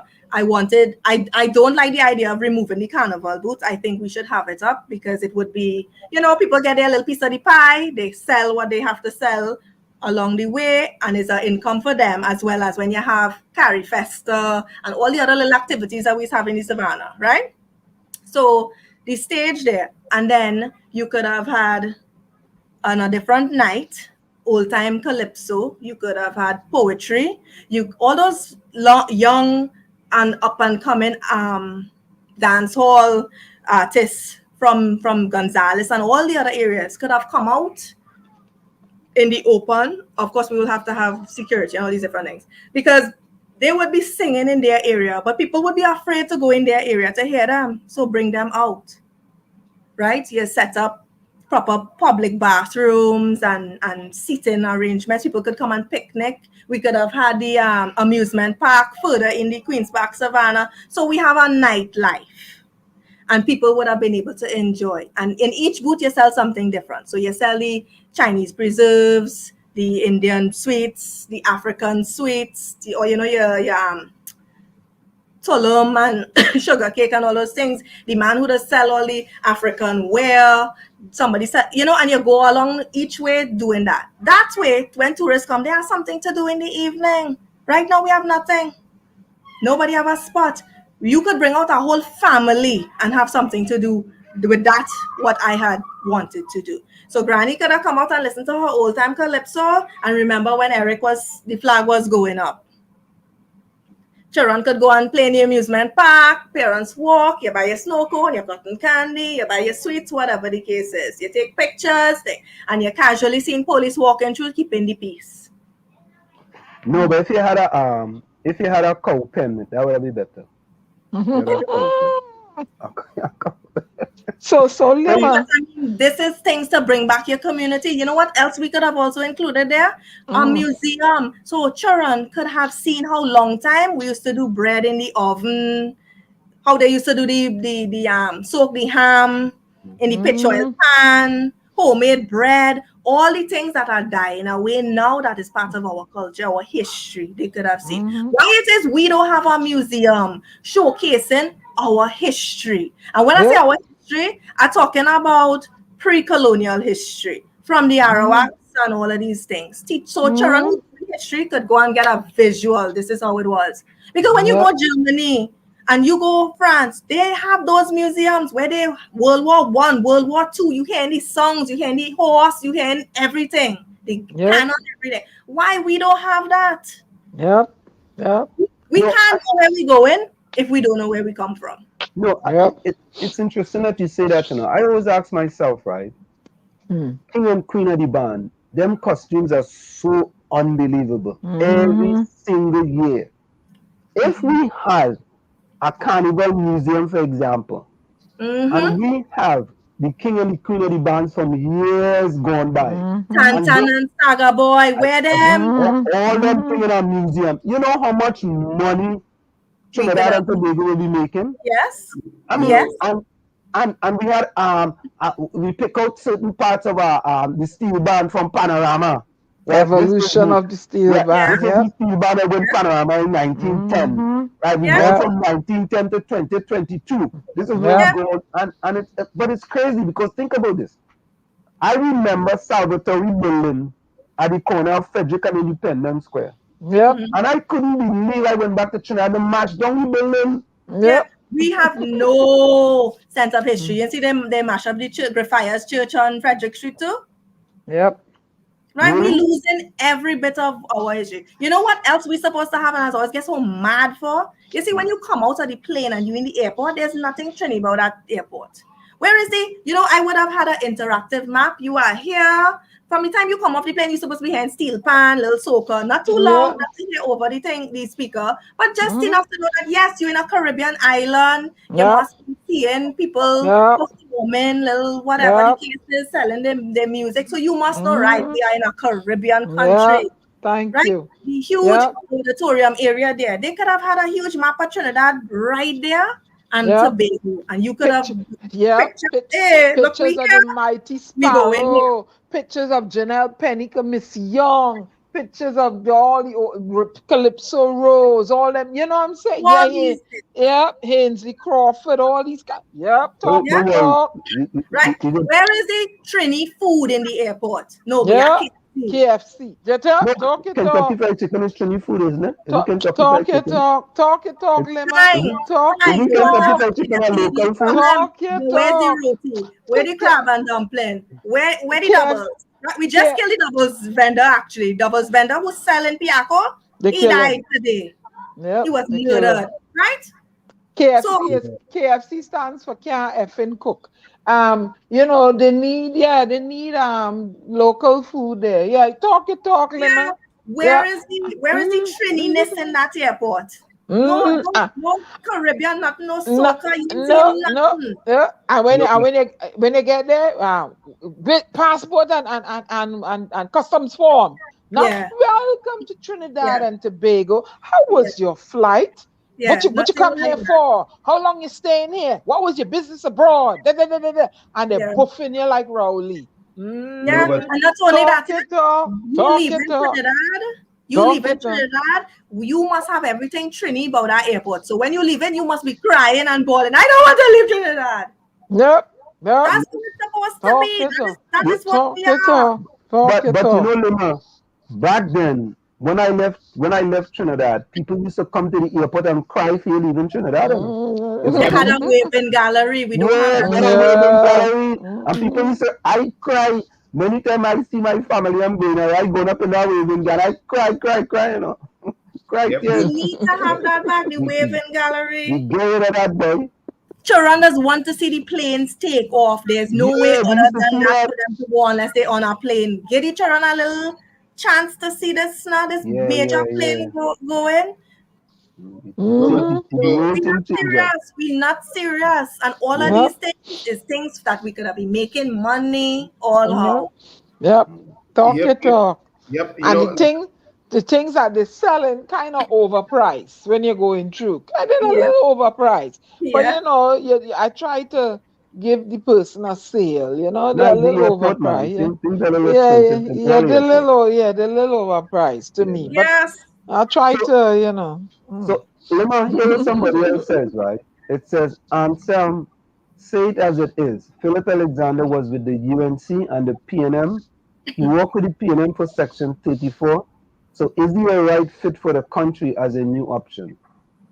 You see, that person is not honest or doesn't understand the purpose of that. He worked with Section 34 because there was a flaw in the law. So because PNM walking against it at the point in time and UNC was in office and you yourself disagree with the law, you're not supposed to walk with that one party opposing the shitty law. Trinidadians aren't mature enough to understand this. If a government is making a law that is going against your democratic rights or any kind of thing like that, and the people who are opposing it because they say that they know it is bad law, wouldn't you support that if it means that your rights would not be taken away? Or would you just say, nah, I can't work with them and leave them and then it fail and then your rights get stripped away?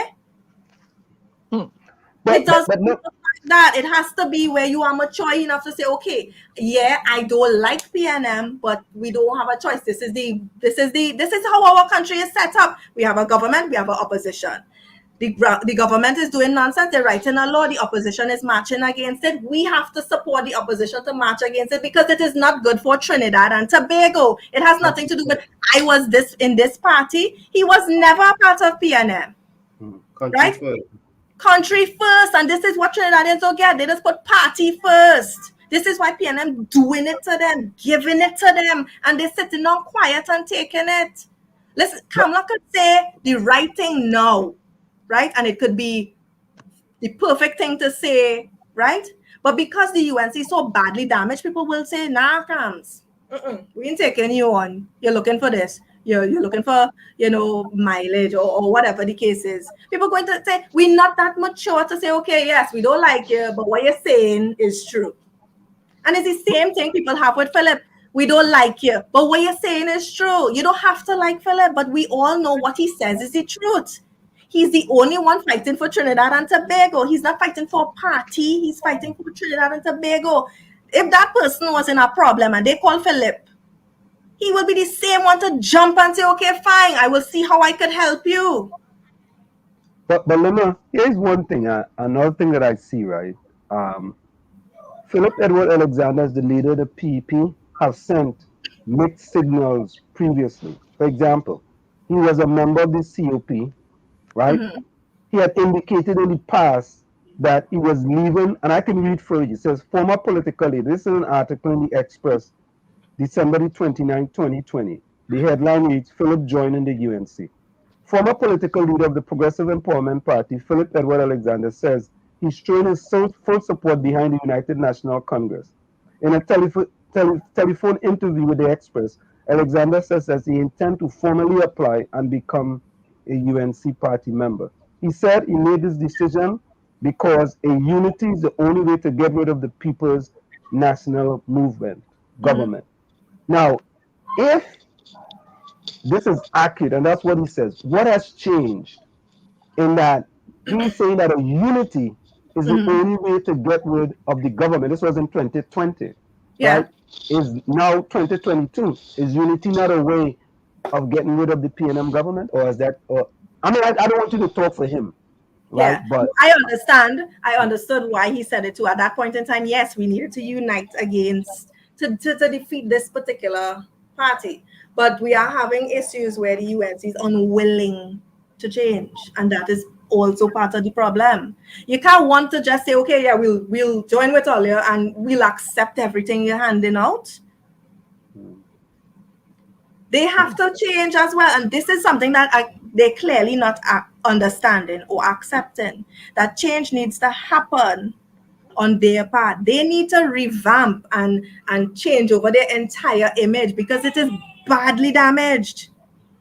Badly damaged. Imagine you as the opposition put a motion and then you go on and vote against your own motion in Parliament. Right? That is what the UNC did. So their image is badly damaged. They are unwilling to change. That is a clear message. But Limma, you understand though, right? Why some people may follow Philip and his videos, may like the things that he's doing, but his judgment comes into play. You know, the certain decisions that he's made in the past regarding his judgment, right? He has good ideas. He has ideas for the country. But when you look at it, it's just his judgment. And a person who's going to have to deal with that too is his good friend, you know, Gary Griffith, right? Gary Griffith now is coming out with his party. He's going to have to deal with some of the same things in his past, some of the things that he has said, some of the things that he has done, you know, because, you know, your past just can't go away. You know, that's part of you forever. So, I just think those are some of the things that Philip Edward Alexander is facing. And the party itself is facing in that, you know, people want a change. People want a change, right? I mean, we hear people, but people are saying, yeah, I want a change, but who am I going to change from the PNM to the UNC, right? People want to change from, as Gary Griffith said, not me, that they want to change from the ketchup and the mustard. I mean, I don't like that. I don't think that's a good thing, you know, but people want change, but they're asking themselves, you know, who am I going to change to? I understand that, but people also have to understand too that people also change, people grow, people mature, right? And people make mistakes. I'm not perfect. True. None of us are perfect. We've all made mistakes. I know for a fact he probably made plenty mistakes, and he's probably sleep and regret it when he's sleeping. Same as Cams, right? But this is what we have. Trinidad and Tobago has to be mature now to make a decision. It comes just like the United States election, where they had Trump or Biden. And it was either they pick a loose cannon or somebody else. And I heard people saying, listen, I have to go out and vote. I don't want Trump there. Nope. So I have to go out and vote. And Yep. this is the situation that we are also in. You don't want the red, you don't want the yellow. Then you have another choice, whether you like the person or not. You know the person has the better policies. We've never been given the opportunity to show Trinidad and Tobago what we are capable of, what we are willing to do, how we plan to fix it. I mean, you've seen the policies. They are all good. It's a policy that fixes every single thing. I'm not saying it's going to be very easy. I'm not saying it's going to be a flip of a switch. But you have to give us that chance to prove ourselves. How you know Coke does taste different from Pepsi? Not that you give Coke a try, you give Red a try. But Limma, here's what it is, right? People say, all right, we have Dr. Keith Christopher Rowley. We have Kamala Prasad, the sister. We may be unhappy with both of them, right? Then we have the PEP, but the PEP has Philip Edward Alexander, who might be in the same category as Dr. Keith Christopher Rowley, Kamala Prasad, the sister, and now Philip Edward Alexander. So the person that saying yes, maybe you might be a third choice, but a third choice with the same type of leader along with Keith Christopher Rowley and Kamala Prasad, this is a type of leadership. Yeah, so but we're not giving them, we're not giving them a different type of option. Yeah, but you also have a track record. PNM has a track record. UNC. Philip has a record of solving problems. He has that record of solving problems, helping people. You know, on Christmas morning, he's going to feed the homeless religiously every single Christmas morning. Which politician you know does that? Let me ask you a question, Limma. Yeah. What do you say to allowing us in the diaspora here, born in Trinidad and Tobago, that we should be able to vote in elections there? Or once you're born in Trinidad and Tobago, no matter what citizen, no matter if you're a dual citizen, you should be able to vote here. You should be able to go to your consulate here or whatever office and cast your vote. Yeah, I don't see why not. I mean, it happens internationally. American citizens, Canadian citizens could vote here. Okay. All right. So why shouldn't Trinidadians who are actual Trinidadians who live abroad, why they should not be able to vote here? To vote for an election here. Okay. So here's the next question from the chat. Takisha says, how will PEP move the country forward? Well, our 21 policy said it. We have a policy where we said decriminalize marijuana before Faris actually stole it and made it his own. We actually have a policy for that where you go into the jails, you check all who have who is incarcerated for marijuana, and you scrap it. And we decriminalize marijuana properly so that you could grow it and we could export it.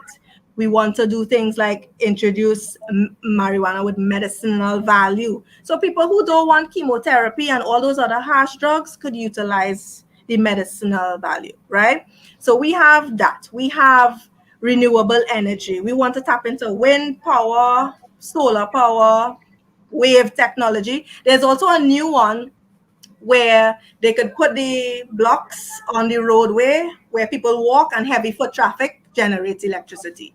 There's also one where you put the inlets on the busiest parts of roads and the constant flow of traffic generates electricity. So we could do things like that throughout the country to generate electricity throughout the specific areas, right? But you just have your body, TNTEC, which is the Electricity Commission, responsible for that, right? They would now be able to employ more people for the specific types of energy. You're sending people for training as upward movement, as employment, right? And you're making all the rural areas self-sufficient. We want to do, our agriculture policy is to grow food based on consumption and export the rest, right? We are supposed to be doing partnerships with the rest of the Caribbean, by the way, for that food sustainability thing, right? I saw a local farmer stating how we could grow wheat locally, right? So these are all avenues that we could tap into. We want to reintroduce all the industries like cocoa, coffee, sugar, and have it and utilize all the downstream products from it to make clothes. You could pave roads with it. right? We have a reuse policy for plastics where we could reuse the plastics. They're using it now I see they're using it to build homes, pave roads, right? You put a dollar value to it also so that, the homeless people could still, make a little something from the plastics. You could also buy those reverse vending machines and put them in every bus stop, taxi stand, primary school, secondary school, university, wherever, where you could put in a plastic bottle and get 25 cents or 50 cents or how much ever. And then you put things like that in schools and you teach children from small about recycling. We want to change our education system from this abusive SCA to a more child-friendly education. Education is supposed to be fun, learning. They're excited to go to school. We don't have that, right? We want to introduce things like app building, robotics, all these different things in school. So children be excited. Yes, mommy, you know what we're going to learn today? Miss going to teach us how to make robots. You want to change the direction of our education system. So you don't have these, these 7-year, these 5-year schools, but you have one standard for all these schools. If you notice, it have certain primary schools parents just rush for their children.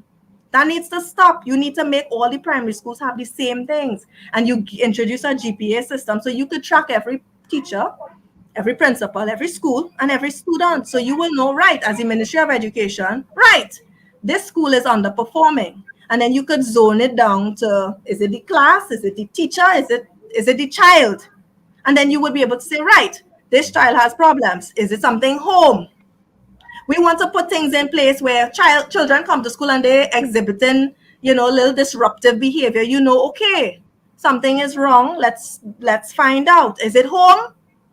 And then you investigate. You send police, Ministry of Education, and a Ministry of Health representative, and you go and you find out and you tackle the problem from the root.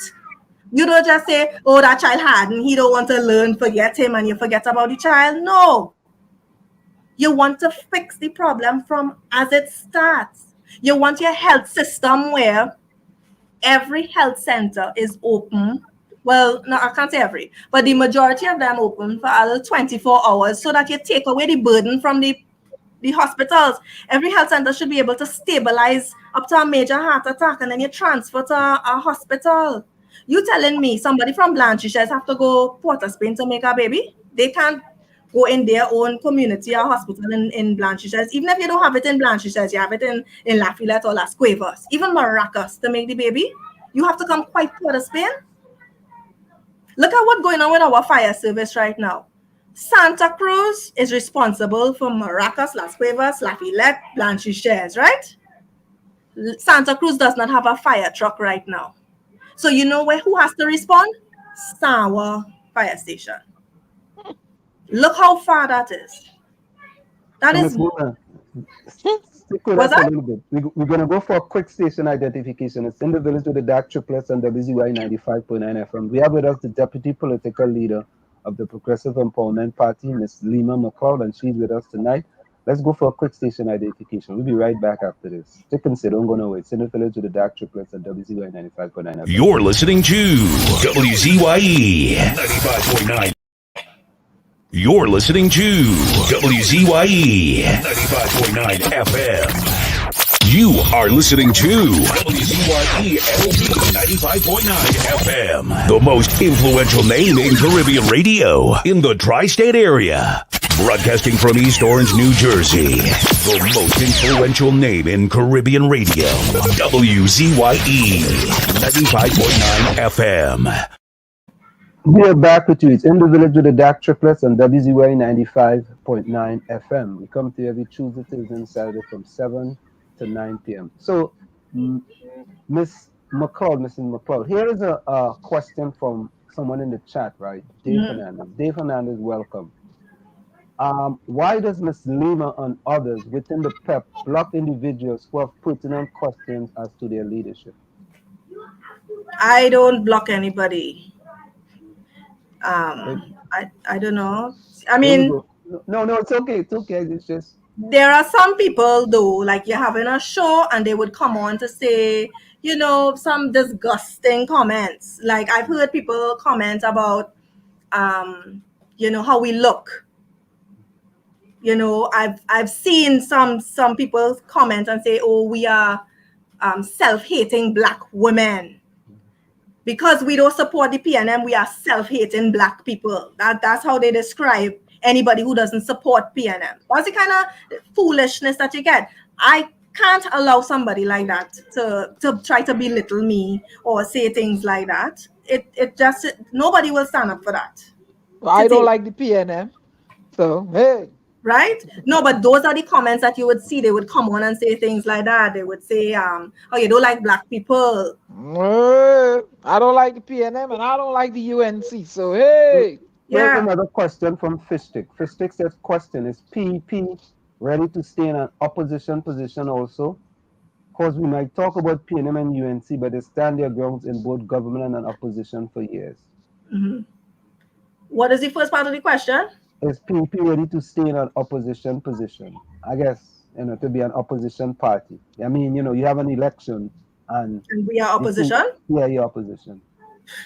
It's still an opportunity to be in the parliament. Yes, we will give them help. Okay. At the end of the day, we are there, but we are there for Trinidad and Tobago. We want our country pushed. We are independent, 55 years? And look at, we don't even have reliable public transport. We can't get water, fire service starving for appliances, basic things. Come on, man, where we going? 60 years this year. 60, right. Look at that. 60 years old and nothing functioning as it should. So Limma, I know this person is a full supporter of the PEP, PEP, Cyril O'Ramada, because I've had dealings with him. I know he's a full, you see him smiling, I know he's a full supporter of the PEP. Yes, he is. He is, right? He says PEP needs financing from small donors. Political party needs funds to build. Support PEP. I know you have PEP. Yeah, that's what we do. So we have built this party based on selling jerseys, all those slogan jerseys, miss me with that BS and stick a pin and voting, it is better to vote than rant on Facebook. All these different things. We've made money from that, having barrel sale, having barbecue, curry queue. We've raised our money like that, and then donations from people. We don't have any deep pocket financiers. So this is why I say we don't have anybody pulling our strings. Nobody could come and say, well, I give you money for this, you have to do this. It doesn't work like that. It might work for the other two, but it doesn't work like that.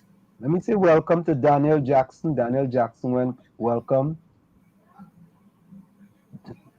Another person said, the day that Trinidad vote a third option is the day that the world stands still. I think a third option is viable. Yeah. They did when they voted in NAR. Yep. Yes. But again, you see, people don't know the history, so that's why they will talk foolishness, right? And the same way the United States said they'll never have a black president. Yep. We'll never have a woman president in the world. Yep. And the female presidents and prime ministers we have. And we getting ready to have a black justice on the Supreme Court. Yep, female. Yep. So exactly. All these people who have short sight, they have limited vision. That is their problem. That's not my problem. That's not the country's problem. That's not how the world works. It's the same way the man who was saying, you know what, I'm gonna make a microwave. I'm sure it had people saying you'll never get that done. No, people can't live without microwave. Are we gonna get a black pope soon? Don't worry. Anything is possible. Anything is possible. Exactly. Anything is possible. Anything is possible. Cyril Ramada says people who live abroad donate to political parties in TNT all the time. It's not illegal. Albert Montano says, Tommy, I went up in 1983 against the PNM in a seat always held by PNM. I was told it was difficult. I won 2-1. See, people want change. And listen, if you come down, or not if, when you come down and you take a walk in some of these constituencies, you would see the levels of neglect. And you would want to know, well, what the hell is going on here? We don't have proper garbage collection yet. And we are 60 years old. You could walk Good from evening. Good top evening. of Frederick Street to the bottom and not bounce up a bin. They're not gonna like me, so You You guys know, hear? but people need to know what the law is. Yeah. The U.S. law say that you're not supposed to donate to Answer? Yeah, we hear you. Okay. you have your other guests yet, Anslan? Yeah, he's in the back seat with us. They're not gonna like me, so No. So we're going to ask. So we're going to ask a question. So we're going to ask Mr. Handsome, ask how much money P&M teach since 1962. Oh Lord. Philip, we don't, I don't know Philip. So we don't afraid to ask question in here. As you say that, here's the next, this will be the last one before we go to our next guest. It says, ask about the Weekend Initiative and the Jericho Project, sir, where there are several allegations of mismanagement of public funds, sir. Mm-hmm. Yes, well, I can't answer to that, but Philip has already responded to those allegations about it. He doesn't manage Jericho Project. He started it, but somebody else manages it. He doesn't have anything to deal with the financial aspect. So again, you see, when you hear hearsay and you run with what somebody else say because they don't like somebody, that's also a problem. Trinidadians need to learn to research themselves. He has put out several releases pertaining to those particular Yeah, I find Trinidad like a lot of bacchanal and confusion. Yeah, I find they thrive on that. Like, they don't have no bacchanal and confusion on me. Thank you, Lord. I live there a long time. So good. They don't have no bacchanal on me. So here's a question by Cyril Ramada, right? He said, Mr. Ansem, ask why Peter's called TNT a shithole. I mean, that's a good question, though. Why does PP call, well, I mean, I've heard Philip Alexander say that. Why does PP, not you specifically, Mrs. Limma, why does PP call TNT a shithole?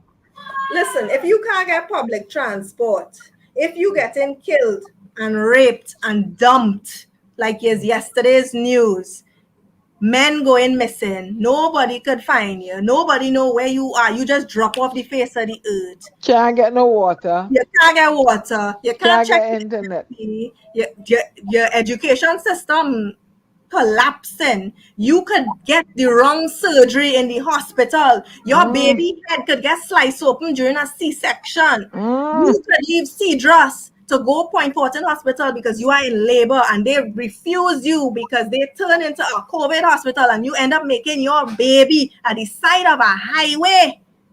Right? And they take lye and clean out your inside accidentally. You don't grow your own food. Everything is imported. So when our external things happen, we are hampered here in terms of what we could import. Because right now, that's what's happening. There's an inconsistency of items on the shelves in the supermarkets. Four divers could get murdered. And the entire board still had a job. The energy minister still had his job. Don't know what is the emergency response plan. The company had nothing. It turned into a political battle between these UNC people nonsense. Right? Our Coast Guard don't respond when fishermen missing. They just only respond when you call Don Polo's wife to get him to send a crew for you because you trapped on a pleasure craft and these men have guns. And it's alleged for the Coast Guard beat up the Grenadian fella. Yes. Who and came and they shoot the Venezuelan baby. Right? But they bring that on themselves because they're so not accustomed protecting the borders. The one time you do it, you cause calamity.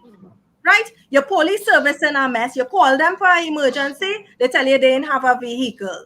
But you bounce them up somewhere else and they beat you up.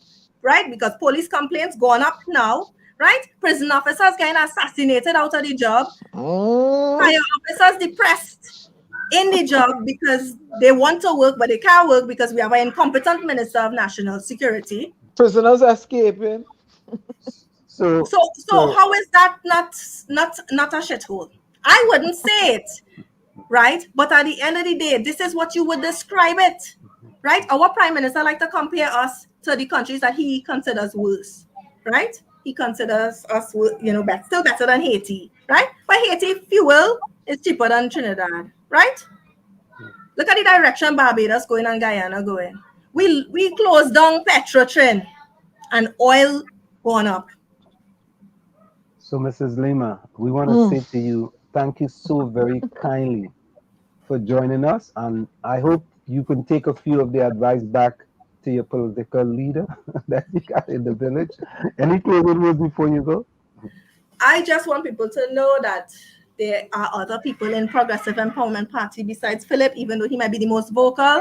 There's a whole team behind him, and we are for Trinidad and Tobago. We want to see us be that tourism capital, food capital. We want to be known as the paradise that we know we are supposed to be, that we could be. We deserve better. And it's time Trinidadians and Tobagonians see it, realize it, want it to. That's all. Ms. Lima, we want to thank you so very kindly for joining us. Thank you, Limma. Tell Hadassah she need to come here next time. Okay, no problem. Thank you so much. Okay, thank you for having me. Bye. Okay. Bye. Bye-bye. So there you have it, ladies and gentlemen.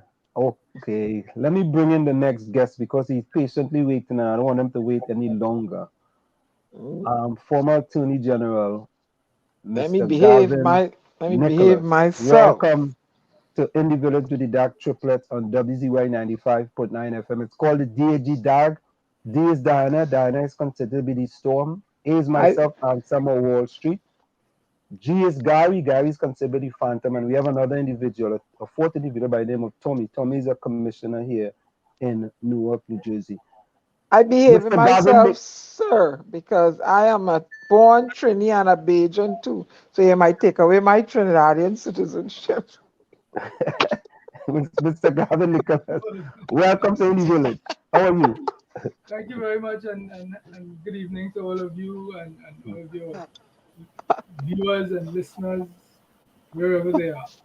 Well, it's a pleasure to get you in the village, as former Attorney General there in Trinidad and Tobago. And, how are things going in Trinidad and Tobago before we start? How are things? How are you doing and how are things? Well, I am doing well. Thank goodness.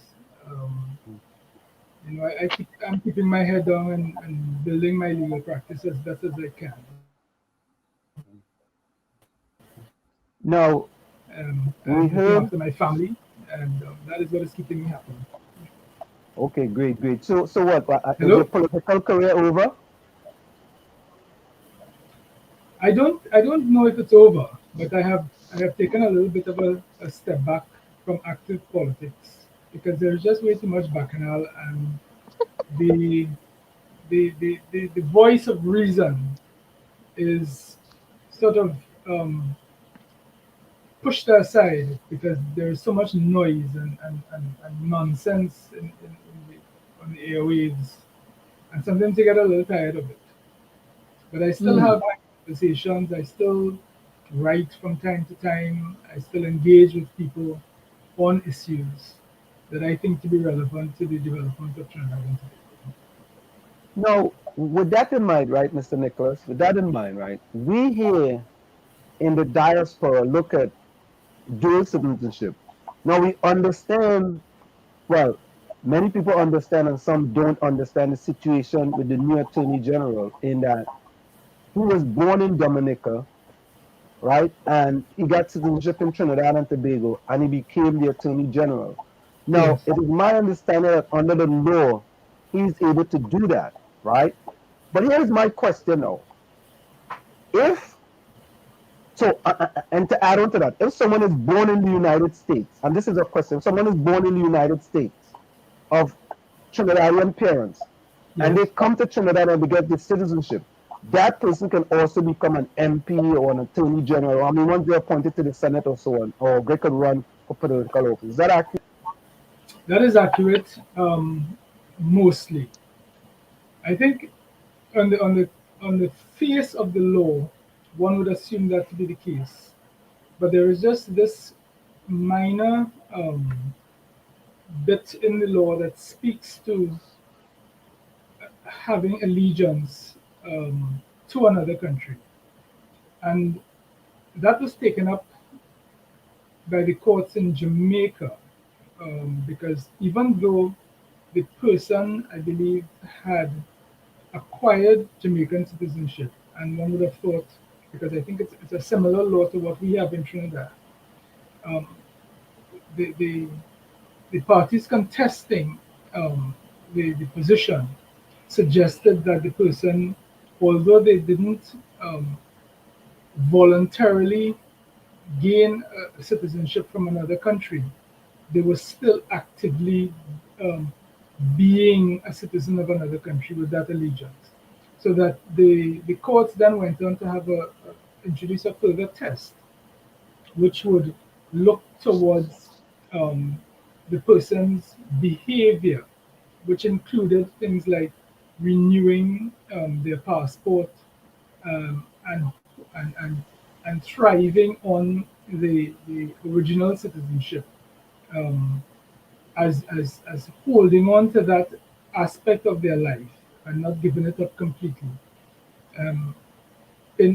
So that in terms of the appointment of this Attorney General, now I have no idea if he had actually renounced the citizenship of Dominica, or continued to hold a passport for Dominica, or continue to renew his passport for Dominica, or in any way thrive on his Dominican citizenship. I didn't get that impression, because in fact, for all the years that I have known him, I have actually known him to be a Trinidadian. And in fact, he has been a loyal PNM supporter, in my view, because he has always been an advisor to the PNM, an advisor to the present Prime Minister. And he operates in the circles of that clique of PNM lawyers. So that I saw him as having PNM credentials as a Trinidadian. I didn't consider him as a Dominican. So that on the surface of it, I didn't see his appointment to be in any way irregular. So here is the thing, right? Many of us here in the diaspora, here's the problem that we have, right? And we think the constitution needs to be changed, right? I born in Trinidad. I was a born Trinidadian, right? My neighbor still buried in Trinidad. Some people You say sure? some people, yeah, my neighbor still buried in Chumacata. Some people say, right? I'm from Chumacata, that's right. Right? I born and grown in Trinidad, born. Yeah. I leave Trinidad at a young age as a teenager, right? Due to my mother deciding that she wanted to take her kids to be with her in the United States of America, right? I became a citizen of America. I have dual citizenship. What Trinidad and Tobago is telling me that you could be born in America and you could come back to Trinidad, get citizenship in Trinidad and Tobago, and become an MP, or become the Attorney General, or I will think the Prime Minister or the President. But I, as a born Trinidadian, being that I have dual citizenship, I cannot become an MP. I may be able to become a senator and then be selected as a minister. Is that accurate or not? If I have dual citizenship, I could become a senator and then become a minister, and I have a second point. The same principle applies whether you're whether you are qualified to be an MP or appointed as a senator. So are you saying that I cannot come back and be appointed as senator and then be made a minister because I have dual citizenship? That is correct. But wait, wasn't Otto Bollner appointed as senator and he had dual citizenship? The thing is, there are a few people who might have slipped through the cracks. It is only when challenged that it becomes an issue, you see? So it's only when people are aware of it and you're challenged, it becomes an issue. But Garvin, you're an attorney, is not a precedent. You know, in law, they have a precedence, right? It's not a precedent. The law is exactly that. But what I'm saying is, let's say you came back to Trinidad Yeah. You spend the next 5 years in Trinidad operating as a Trinidadian, and then you decide to run for office, and nobody knew that you had dual citizenship. You would run, but then when somebody found out, they would challenge it. You understand? So it's the same way that other people have been appointed, and only when challenged, they were forced to either step down or the other citizenship. But Gavin, in this country, in the United States, the I suppose in a way the behavior of the Trinidad Constitution is that they recognize that not all family is family, and sometimes the neighbor could be more family than you because they accept you as family, whereas your family reject you. Let me ask him a question. But Diana, let me just follow up on this quickly, Diana. Before go ahead. Go ahead. So that if you were born a Trinidadian, but you decided, I didn't want to be a Trinidadian anymore, and I want to be something else, then the Lord puts you in a disadvantageous position in terms of your own, of how they see you in terms of your own allegiance to your country. Now, is that right? I don't know if it is right, and I'll tell you why I don't think it's right. Once the Constitution allows you to be a dual citizen, you should not then be penalized for being a dual citizen. And that is my point. And let me just add on to that. Legally becoming a dual citizen. That is allowed under the law. So if that is allowed under the law and you could do other things as a dual citizen, then you should not be barred from certain things for following the law. You know, and Gavin, I want to take a little step further. In this country, there are many times you hear the government using examples of, well, Australia doing it this way, well, the United Kingdom doing it this way. But if you go to America, you'll see America doing it. Under COVID-19, when there was COVID-19, and they had the lockdown, they said, Australia locked down the borders. The United Kingdom locked down the borders. Canada locked down the borders. Well, I want to tell them, in America, you could have dual citizenship and become a senator. You can't become president, right? But you can become a senator. You know, so what I'm saying is that it seems to me like Trinidad and Tobago is sort of selective, you know, in their behavior in certain situations.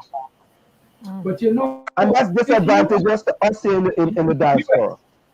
In the US, the law actually is, and I don't know if it's still that, but I remember reading it some time ago, where the US doesn't actually recognize dual citizens.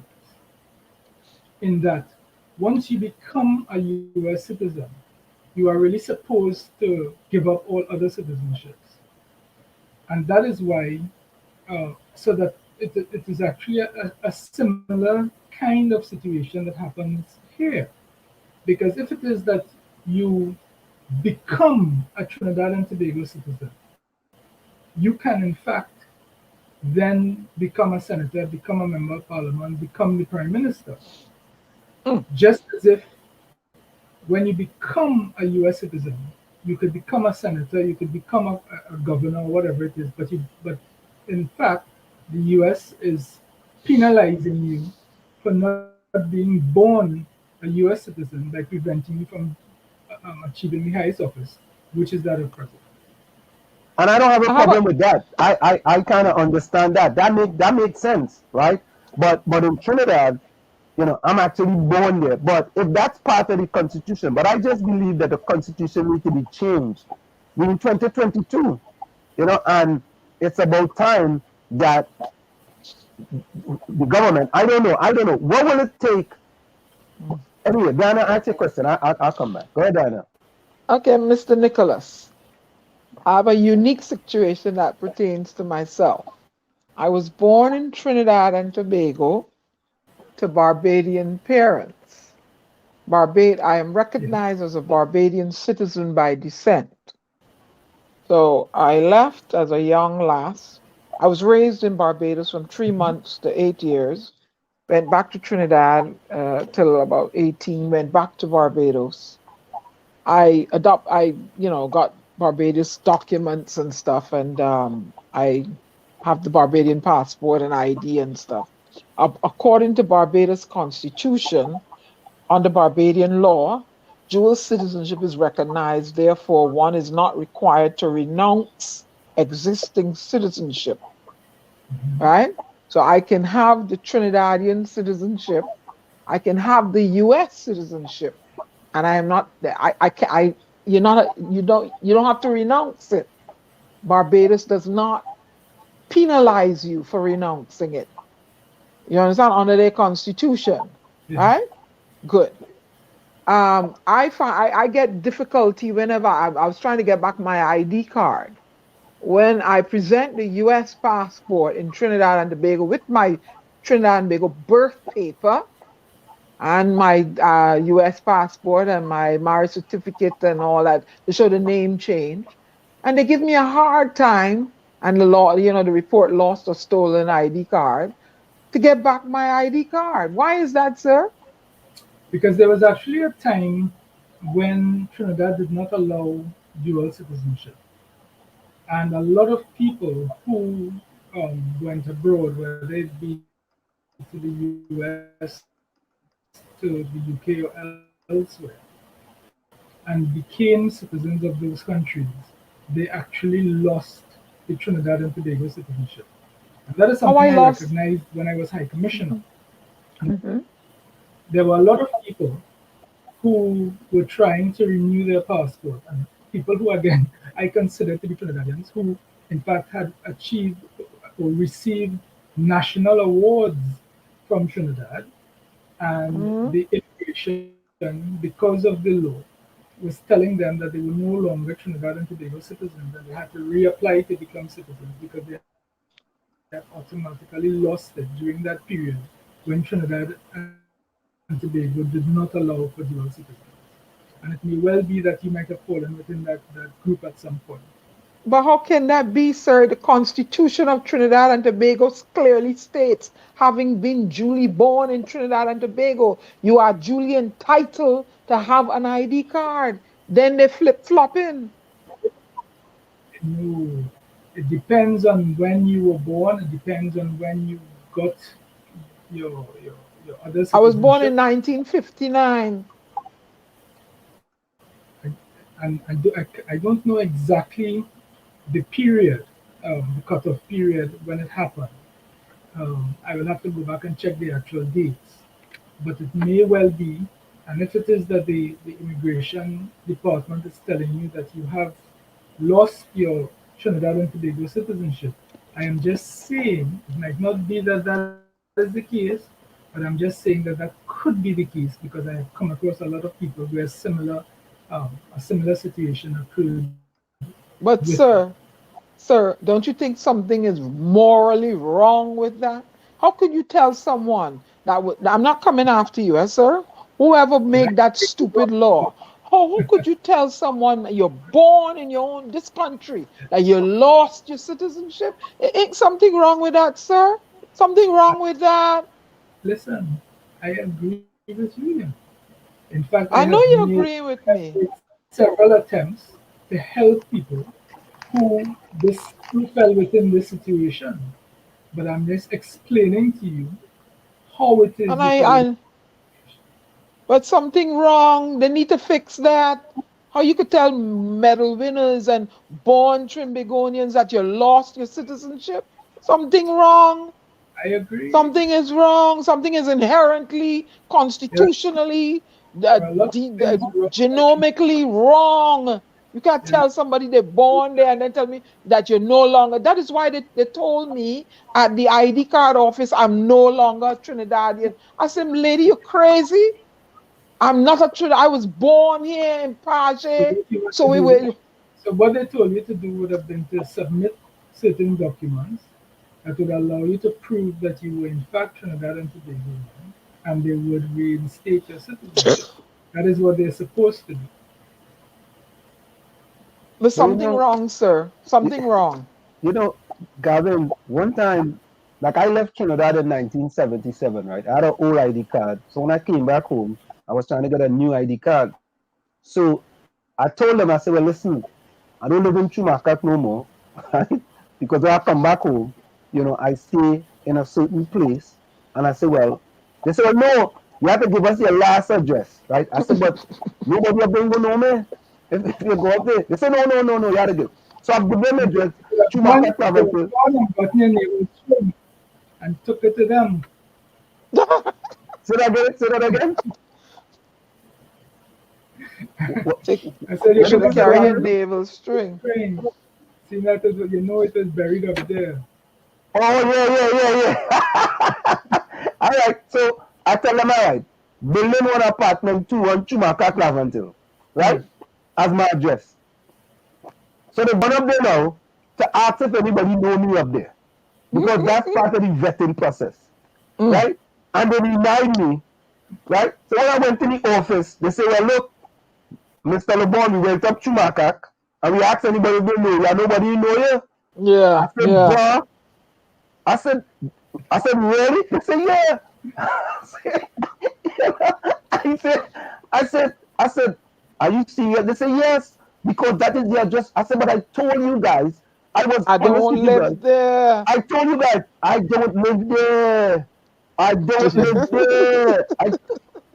You know what I have to do? I have to change my address to another address where the person know me. So when they go there, the person say, no answer me born here. You know answer me born. And then they give my ID card. You see? You have to be untruthful. There are a number of things in Trinidad that are ridiculous. And that it's ridiculous. And you know what, sir? I don't understand. The Venezuelan come and line up by a wall and them get ID card. But I born there and I can't get, and I work and pay taxes and I can't get back an ID card. What is wrong with that? I can't get back my ID card and I wanted to open my business. I am a born Trinbagonian. It so happens to me that my parents are Bajan. You know why? How I get an ID card in Barbados? I took my mother's birth paper. I took my Trinidad passport and I got a Bajan ID card. So you haven't to date back your Trinidad and Tobago ID card? I haven't gotten it back yet since, sir. No. They refuse. I got a national insurance number. Once you have your documents, they should have been able to reinstate it. I know I have a national insurance number, but they would not give me back my ID card. Well, they tell me I'm not a Trinbagonian. I said, but I have the new birth paper. And I said, but wait, no. When I first applied for the ID card, they tell me I need a passport, a Trinidad passport. I said, what madness you all telling me? When I first applied for ID card, I didn't have a passport. So what madness you all telling me? I had a picture that was signed by a justice of peace. But you don't. That was don't actually live in Trinidad at the moment, do you? No, I don't live in Trinidad at the moment. I live in Connecticut. That is also. Well, I was truthful. I didn't go with any lies to them. I was truthful. But the Venezuelans come and they line up by I said I was going to line up with the Venezuelans too, and see if I could get one. All you have to do is back to Trinidad, and we get you your I was gonna go get a lawyer and then let a lawyer take them on. Diana, when you go to just go and deal with Garvin, and Garvin will make sure and take care of you because okay, you send me his contact information. Yeah. Yeah, what happens is that I have it. Yeah, what happens is that we appear somehow we in the diaspora who have dual citizenship. People just tell us stay out of Trinidad business. Yeah. Even though some of us are more patriotic than people who live in Trinidad.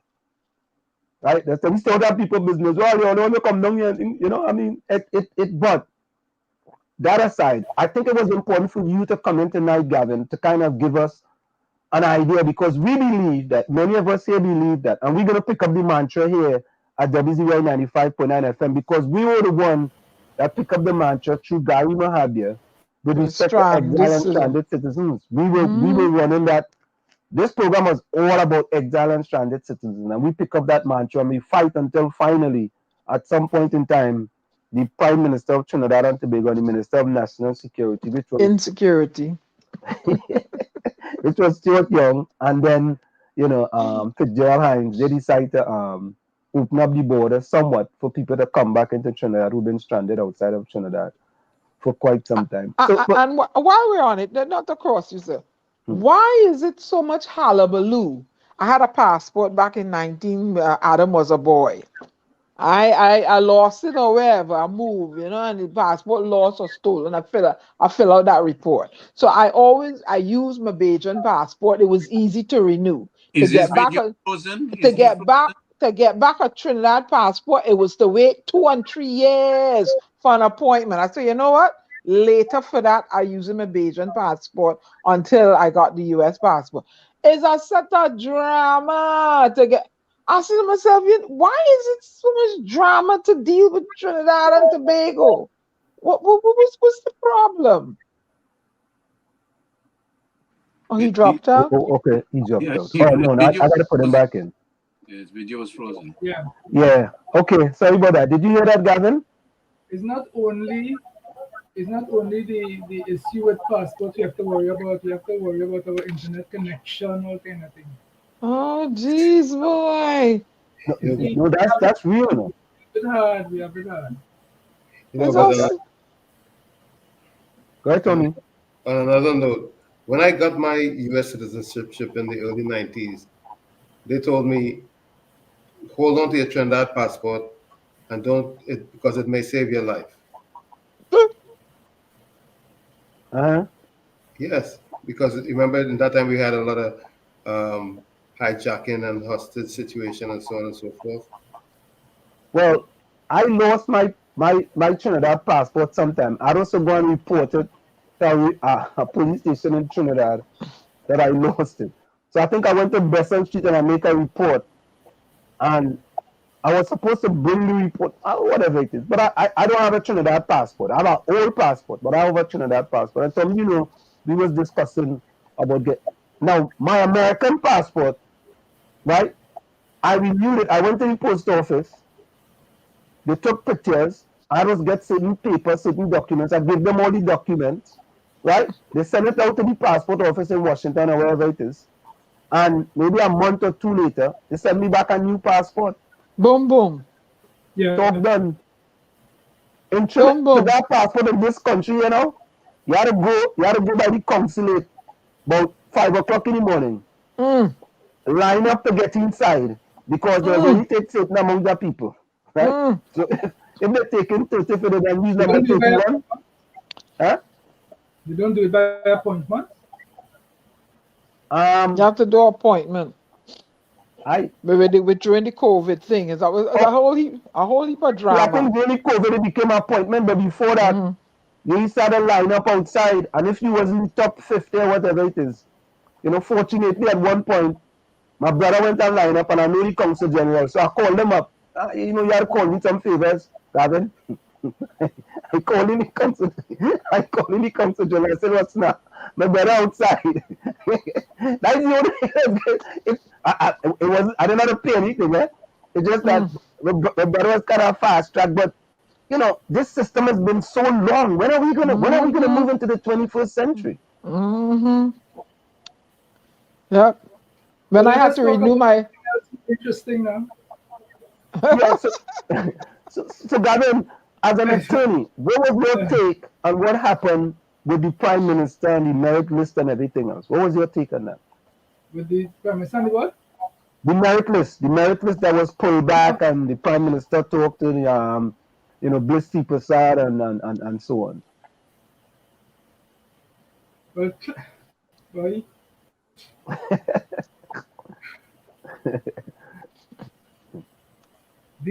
Obviously, if a Prime Minister in any way tries to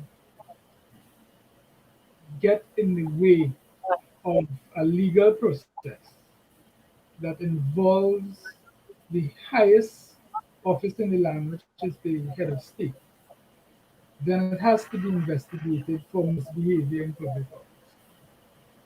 The problem in Trinidad is that the Prime Minister is the one responsible for appointing the president. And therefore it will be highly unusual for a president to go against a prime minister in this scenario. And if the prime minister has to appoint a commission of inquiry to look into his own actions, that's not going anywhere. And that, unfortunately, is the problem with it is one of the issues with our constitution that needs reform, where we need to have greater scrutiny, we need to have greater transparency and accountability that all are seriously lacking. When a prime minister is appointed as a prime minister in Trinidad and Tobago, he becomes an elected dictator. Correct. He's extremely powerful. He's in charge of all the institutions, and there is very little that any ordinary citizen can do to challenge that authority. But you see, it comes down to the citizens. And I mean, you were having a conversation earlier on the issue of third parties and reform and that sort of thing. And it is quite clear that the governing party, the PNM, are not doing anything basically to improve the lives of the citizens. And the UNC, unfortunately, whilst they may have some ideas for reforming, they are not able to get their message across as clearly as they need to. There are also some aspects of the UNC that the population find unpalatable. And then, of course, the financiers are having fun with both of the major parties, and they keep out the voice of any other third, fourth, or fifth party. And therefore, the whole democracy of Trinidad and Tobago is undermined. And then I have found that in many ways, the citizens, they talk a lot about wanting change, they talk a lot about wanting things different. But in fact, what they really want is for their group to be doing the foolishness as opposed to the other group. Because they want the favors, they want the shortcuts, they want the contracts. And it's really not about wanting equality and betterment and equal playing field and sustainable country, but about them having their own advantage. And until we change that kind of thinking, Trinidad and Tobago will go nowhere. And what is always amazing to me is how many Trinidadians go abroad, whether it be to the United States, to Canada, to Australia, to the United Kingdom and Europe. And they see things function properly to varying degrees, because not all of those countries are perfect by any stretch of the imagination. But they see things operating more efficiently. And they fall into the trend of doing things differently themselves, because they then become a part of the solution. Whereas when they're in Trinidad, they're part of the problem. So it really shows how easy it is for the Trinidadian to change their behavior when they're out of Trinidad. It is important now for the Trinidad and Tobago citizens to change their behavior while in Trinidad. And that is the only way we can make Trinidad a better place. What you said, it makes so much sense. I know Trinidadians leave Trinidad on a jet, landing Newark Airport at John F. Kennedy 5 o'clock in the morning, and they're going straight to work for 7 a.m. And they're reaching there by 6 o'clock. Mm-hmm. Even if it's snowing It's raining, it's 10 degrees below zero, you know. And as soon as they go back to Trinidad, they say, boy, it raining down, that rain falling too hard, boy. Yeah, you have to We take a here day to doing flight. it's just so unbelievable. Yep. You know, so it tells you that if Trinidad want to change, they could change.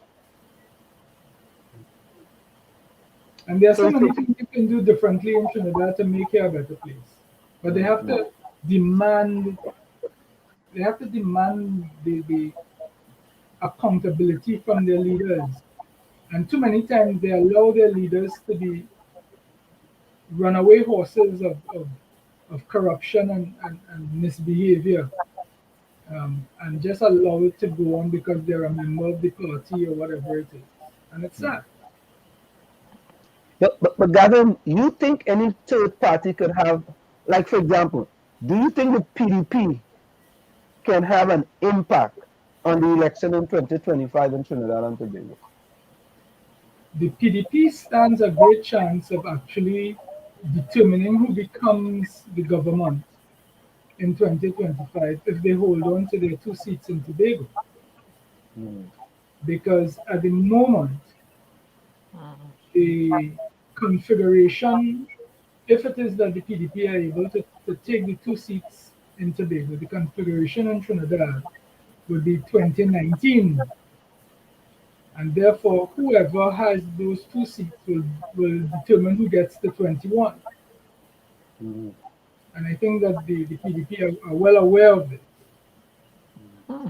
If they decide that they want to contest a seat in Trinidad, or a couple seats in Trinidad, and they are able to get 1 seat, then they will definitely be in the position to decide who forms the government. You know, Garvin, that's been something I've been saying for some time, and people say, no, the PDP is not really going to have any impact. But I concur with you exactly. You know, they can have a significant impact. And I think Grenada has a person who won 2 or 3 seats, and he actually became the prime minister of the country. I think it's Grenada. And he actually became the prime minister of the country. I mean, if you want to get the government, you know, you're going to have to play ball with the PDP. That's You right. know, but do you see? PDP are well aware of that power.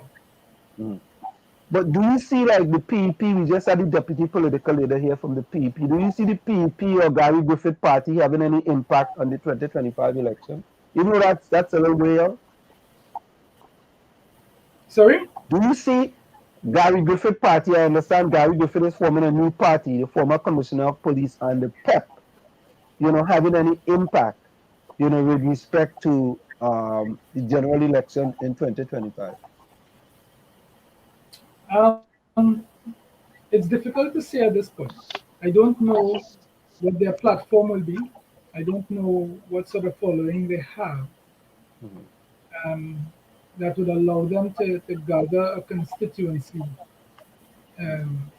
in the same way that, you see, what the PDP, for example, has going for it is that they can actually show that they govern properly because they have access to resources and they're in a position of governance.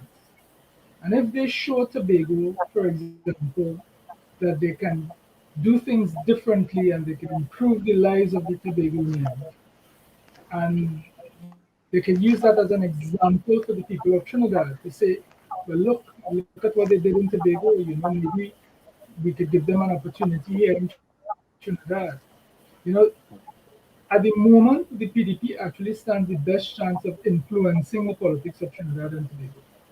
But those other parties, or 2 personalities that you just mentioned, they may not have the resources or any sort of opportunity to show that they can, in fact, do anything differently. What you get a lot from.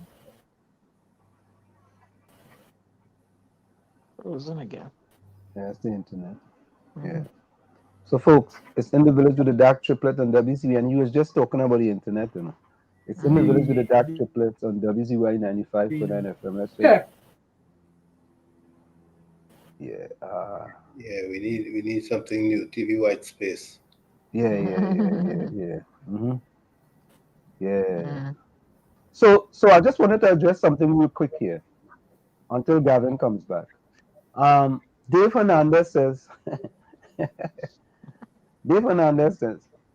and some thought he was a head honcho in the PNM after hosting Dr. Rowley on Wall Street. Oh Lord. Sadly, he was denied passage to Trinidad. Listen carefully, all you listener. Oh Lord. Sadly, he was denied passage to Trinidad during the pandemic, and Oh has Lord. since began behaving like a woman scorned. Laugh out Oh loud. Lord. Oh Lord. Now, Diana Mm. and Tommy, Yes. you all know for a fact during the pandemic, I was never trying to go to Trinidad, right? Never. Never. None of So us. you see, this is just shows you that Dave, welcome to the village. And you know, Dave, he does we allow our people in the chat. We every once in a while we just want to give them the correct information rather than the misinformation. You know, we like to do that. We're not like other programs where we only allow certain people to come on air. We allow all different people to come on air, no matter what party you belong to. You could be in the Why I wouldn't want to come Trinidad, you know, for what? The healthcare system can't take long. Oh yeah, my God, they but think about this. oh my Dave God. actually typed this. Dave says Anson thought he was a head honcho. They paid him after hosting Dr. Rowley on Wall Street, which you absolutely correct, Dave. I did host them. It was the first time in the history of their life they ever went to the Wall Street. You know, so it was That something on new that for them. area. Right? Well, And that area, you know, right? So at least you guys know I really worked on Wall Street. They just say I worked in a basement Or on they Wall even Street. say or was they it even Washington say New York Stock Exchange? Which one was it? No, it was on the New York Stock Exchange. The New York Stock Exchange is on Wall Street. Let's bring back Gavin in here. Okay. Gavin, welcome back. Yeah, So like Gavin, as you were just talking about the internet, that's what happened. You know, you were just talking about the internet, right? Yeah. So what I was saying, I think before Flo cut me off, is that No, that's the these, PNM. but you know, you can blame everything on the PNM, blame government.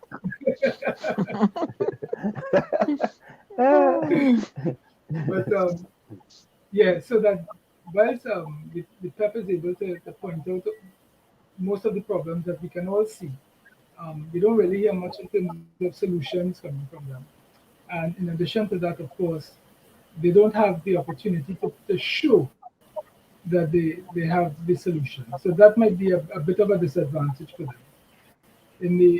As far as Gary is concerned, well, Gary can point to his record as police commissioner. So at least he can stand up on that, and that would have earned him a following.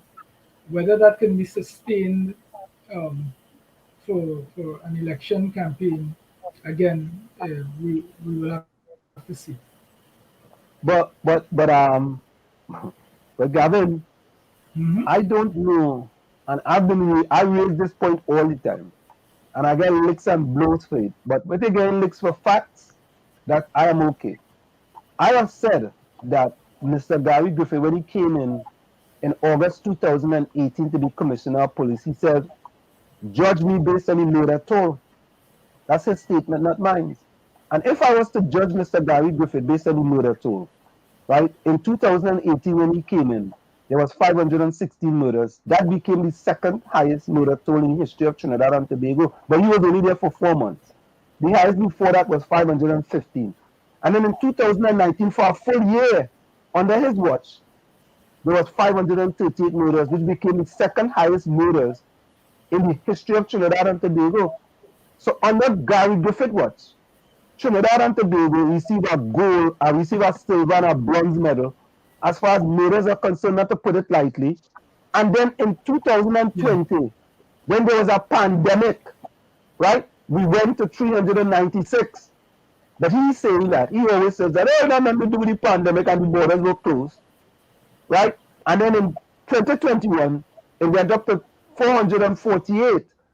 And he not taking anything for that because he said he left. Whenever he left when his contract was up. So anytime there's an increase, there's a reason why there was an increase, right? And he's not responsible for that, right?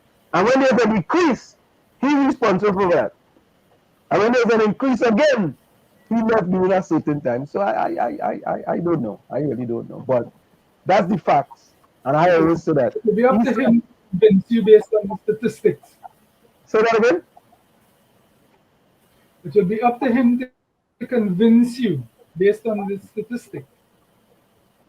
Now when you go come up with some other statistic. Now we had him here too, you know, and we actually went, you know, back and forth, and he called me all kind of names, he called me uneducated, all kind of thing. And anytime, you know, there is a quote by Socrates.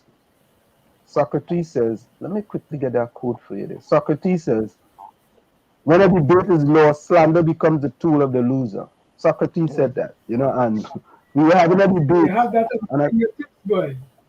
Eh? You have that again? On your fingertips.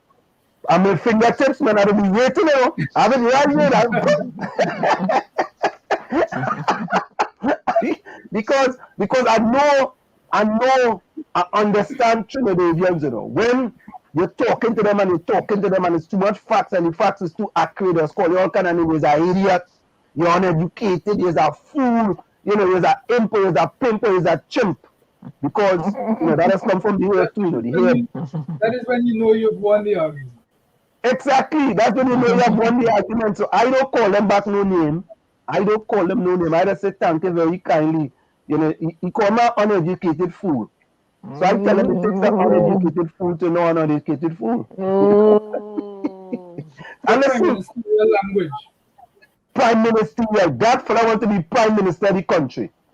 Can you imagine that? Eh? If he's not, and I always say the way you deal with little things is how you're going to deal with big things, right? But say what? So Garvin, I want to say to you, man, it's a pleasure. We tried. You know, I'm happy that you came in here. You shared a lot of knowledge with us regarding that dual citizenship thing, because that's something that's very close to us here in the diaspora. You know, very, very important. You know, and I guess the situation with the new Attorney General is over. You know, he's Attorney General and it was done legally. You know, we would just like to do. But you think the Constitution will ever be changed to amend it? Or what do you need to amend the Constitution, by the way? What do you need? Well, you need, there's certain bits of legislation that need a 2/3 majority. And there are and most of the significant changes that have to be made to the Constitution need that level of majority. Some might even require a higher level, so that you would need the support of the opposition for that to happen, or you need to have a significant majority in the parliament. Okay. So Garvin, just stick with us one more minute. We're gonna go for a quick station identification and we'll be right back. So we have with us former Attorney General Garvin Nicholas in the village with us. We welcome him and he's sharing a lot of knowledge for us, especially for us here in the diaspora regarding dual citizenship. Stick and stay, don't go nowhere. We'll be right back after this short minute. You're listening to WZYE 95.9 FM. You are listening to WZYE 95.9 FM, the most influential name in Caribbean radio in the tri-state area. Broadcasting from East Orange, New Jersey, the most influential name in Caribbean radio, WZYE 95.9 FM. So we are back with you. It's in the village with the dark triplets on WZYE 95.9 FM. So, Gavin, from on a going forward perspective, right, we see that we have, by the way, what was your take on the cabinet shuffle, right? Just quickly, I believe that all governments have cabinet reshuffle. You know, there comes a point in time when the leader, because as you say, the prime minister is all powerful, and the prime minister decides that, you know what, I want to make a change, the prime minister could make a change. The president, listen, I'm revoking this senator, I'm revoking this one, I'm putting this one, I'm putting that one. And that's just the way it is, right? What was your take on the reshuffle? I am not against the reshuffle. I mean, put it that way. But let me I ask think you. there was a need for a fresh breath of air coming out of the office of the Attorney General. I agree with that. I fully agree with that. Full 100. But to me, Gavin, when I look at the move of Penelope Beckles, I felt that was a move by an astute politician, Dr. Keith Christopher Rowley, to kind of put Penny Beckles in the corner because she was doing a lot of things in the communities and she could go to all parts of Trinidad and Tobago because she's looking at being the leader of the PNM as well, you know? And she is someone us to succeed him as leader. Right. And of course, when he went to the polls in 2015, he made a big song and dance about this being his last go at it. Yeah. Because that has since changed, like most of the things he has always said. And therefore, he has to remove the potential challengers from the fray. And of course, Beckles is one of those people who many people see as a possible challenger and a credible challenger. And she has a good ground following in the party to be the leader of the PM. Yeah, and that was my take on it. So, but here is a question though, Gavin, and this will be the last question before you go. Gavin, it is my belief that in the upcoming internal election for the PNM, no one in the cabinet can go up against Dr. Keith Christopher Rowley, because if you go up against him, he's your boss. How could you go up? How could you try to take your boss position as leader of the party? And I am the one that have given you that position. So it is my belief that no one inside the cabinet of the PNM will contest this upcoming internal election against Dr. Rowley in the PNM. What do you think? Well, that is one school of thought. But the truth is, there are a lot of people in that cabinet who have power in their own right. And there are always people in a cabinet who the leader has no choice but to give an appointment to because of their own popularity, because of their own strength and what they bring to the government. Because at the end of the day, it isn't just one man, especially when it comes to the PNM. It isn't just one man who causes the party to be elected. It is the team. Penelope, for example, has been around the politics for a long time, and she has created her own base among the women in the women's arm, in her own constituency in the East-West corridor, whereas Dr. Rowley has taken a position of aloofness, and he has basically been seen as being out of touch with the common man in the party and in the country as a whole. I mean, his pastime is golfing every morning, and liming and partying, and that's the kind of image that has been created around him. Whereas there are those in the party who are actually doing the work.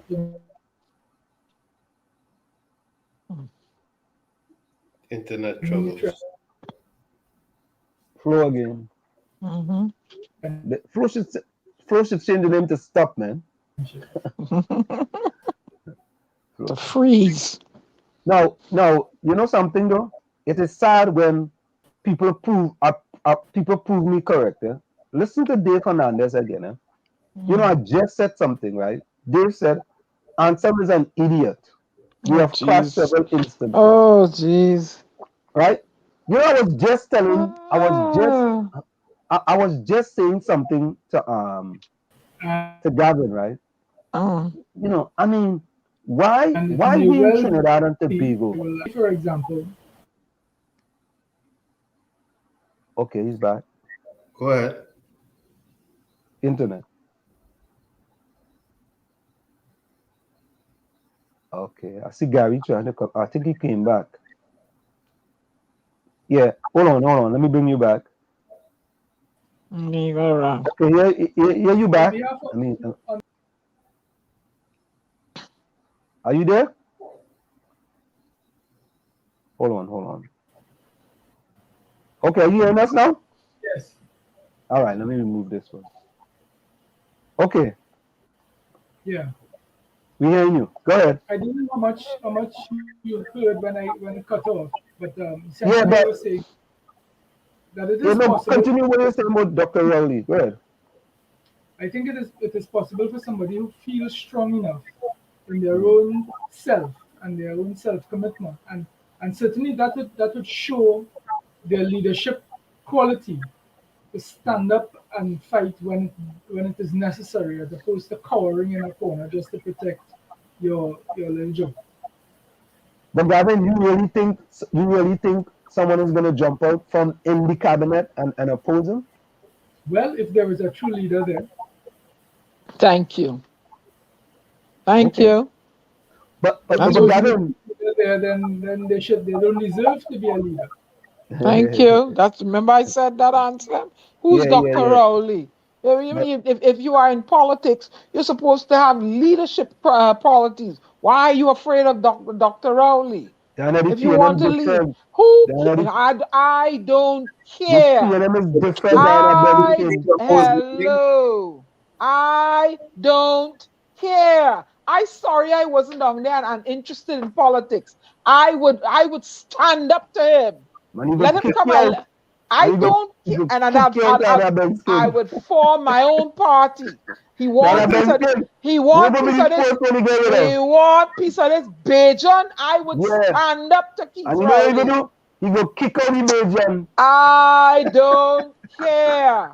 But didn't Keith Rowley stand up to Patrick Manning? Thank But, you. but that's the point. That's exactly the point, Tommy. He stood up, but nobody was supposed to stand up to him. I will You know. stand up in him like a corn in his toe. Yeah, I all right. would be in him. Yeah, this Bajan girl right here. But Yeah, let's go. Let's go. Red Dragon.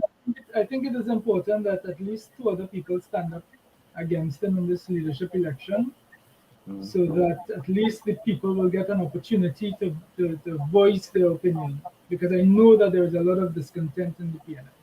Oh, Gavin, I wholeheartedly agree with that. There is a lot of discontent in the PNM, but you know, people have to have the testicle of fortitude, you know, to stand up and say, you know what, you know, we want to stand up in spite of whatever the repercussion or victimization that may come after that. You know, we I have to take a don't stand for care. the I'm betterment gonna of the party. stand up But in his bald head, right on yeah, top of his bald head. I but stand up. Gavin, I just wanted to tell you Mhm. something. As I spoke to you about that Socrates quote, here was someone just said to me, Ansem is an idiot. And we have clashed several times, several instances. So you see what I was telling you about? So you see exactly, and I hate when people prove me correct. I hate that. I don't like that.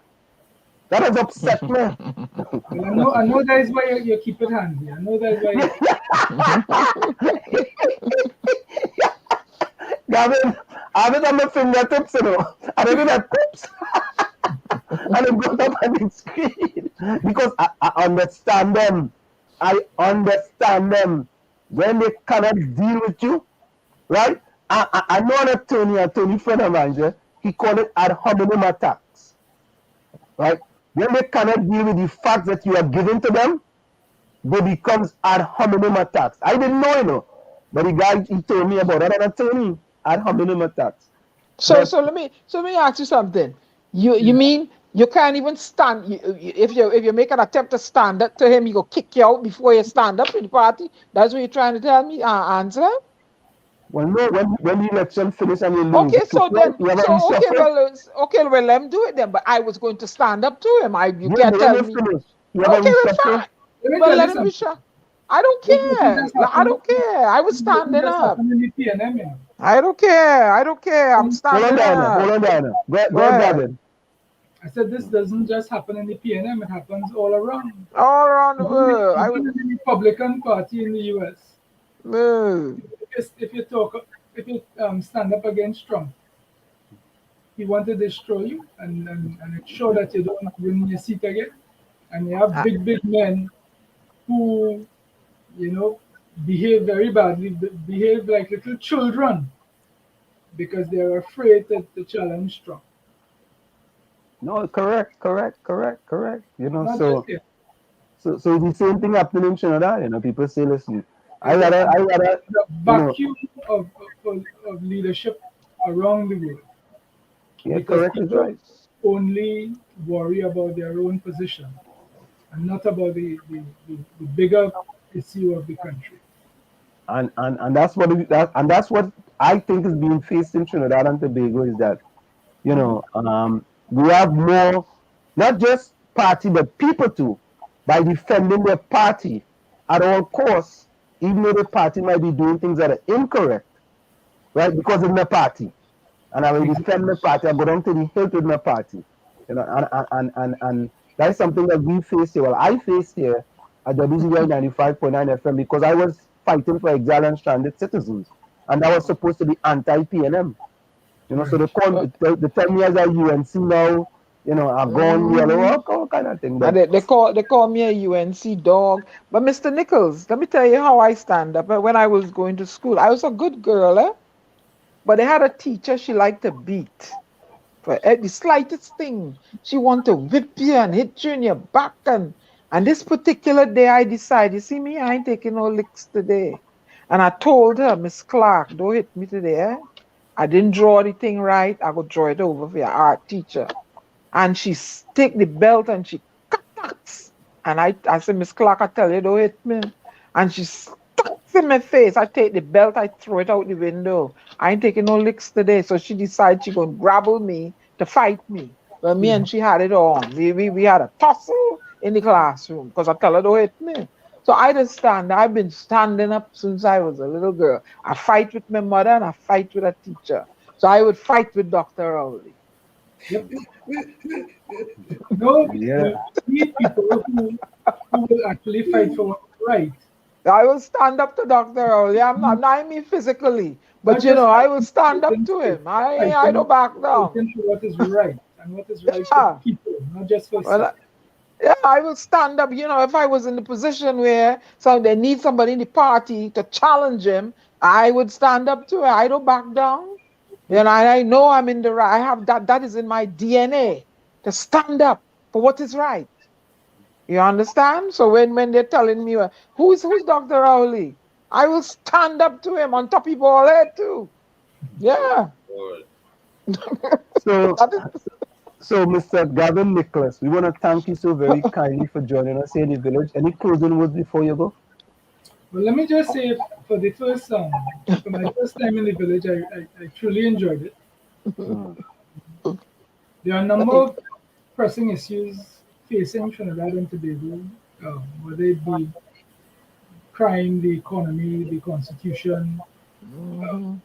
You know that if on other occasions you want to have a discussion with regards to those issues, then I'm happy to participate. And I truly enjoyed being here today. And I wish you all the very best with your program going forward. Yeah, we would like to continue engagement with you, sir. And I'm also a poet, so you know, I'm bringing out a book that I won a scholarship for soon that I'd like to incorporate in the school curriculum up and down in the Caribbean. So you'll hear more about it. It is called Once Upon a Pandemic, a Callaloo of Poems to Savor by Diana Benskin. I look forward. Yeah. Thank so, you, sir. Garvin, thank you so kindly again for taking time to join us. It was highly appreciated. Thank you very much, sir. Thank you and good night. Hopefully we'll get a more consistent reception next time. Yeah. We go talk to Flo. We go send Flo an email. All right, take care. All right, take care. Bye. All right, later. Yeah. All right. All right. Yeah. You gotta send for an email. Yeah, boy. Oh God. Well, yes. Hey, Dave, my partner, and Cyril Ramada, thanks for coming up into the village, man. You know, we know How Dave could tell you that you stupid? He knows something about what's wrong with these people. no, but now? Dave is my partner, man. Dave and them, there's only Dave and them like to anytime you say anything wrong about the PNM, Dave and them go after you, boy. Well, Listen, nothing wrong about the PNM, man. I don't He like never what speak, you know. PNM doing. Say something about me now. Now. Say something about the Bajan girl now. Oh, I go don't on. like what PNM doing. Yeah, go ahead. I don't like what they're doing. Go ahead. No, Come after them the boy, Bajan girl now.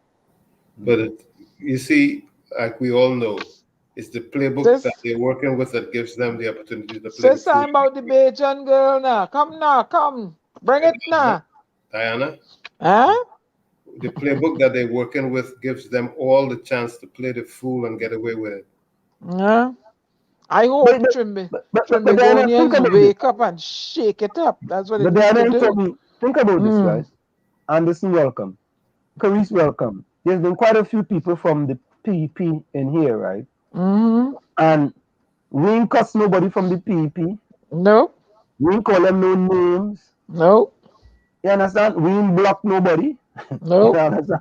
We never do. Nope. Nope. We block one person. Manny Jesus. No, he's making any racial comments and stuff. Yeah. That's We the only don't person that we remember we block. Let's move we on don't tonight. tolerate them things. Yeah. And listen, I thought Garvin was always that type of person who had a easygoing personality Cool demeanor. and nice demeanor, man. Yeah. Mm. So Albert Mantan said, why did the government not say Burchell cannot play in the World Cup in 2006 for TNT? He was born in England. Well, Albert, in sports, what they do, they go look for people who were born in another country to Trinidad parents and try to get them on sports team because that will enhance the country. That's a difference. But if you born in the country and you pick up citizenship other place and you try to come back to enhance the country, nah. Mm-mm. You want none of that. No, you can't do that. You matter what. Unless you renounce the citizenship. Yeah, right, give up the other citizenship. Eugene Julian, welcome. That applies to property. So you see, with debate, Barbados does not penalize you. You are allowed to have dual citizenship. It's okay. So by me having born in Trinidad, Barbados don't care. By me having U.S. citizenship, Barbados don't care. But you have to realize it's an exercise in convenience. Yeah, Barbados don't care. Good night, Erica. I don't know Trinidad making a big stink about what? Albert Montano going to look at Canada playing Costa Rica. Albert, what is that one? Albert going to see Canada play Costa Rica, right? You are abandoning Trinidad and Tobago. Albert is the next one of them, eh? You see? Honestly, he abandoning the Trinidad people to go and watch Canada play Costa Rica. That's a big game. You make an appointment with the Barbados consulate to go and renew your passport. Oh, you come in with the old one and the boom, boom, boom, boom, boom. Hey, you get a new one.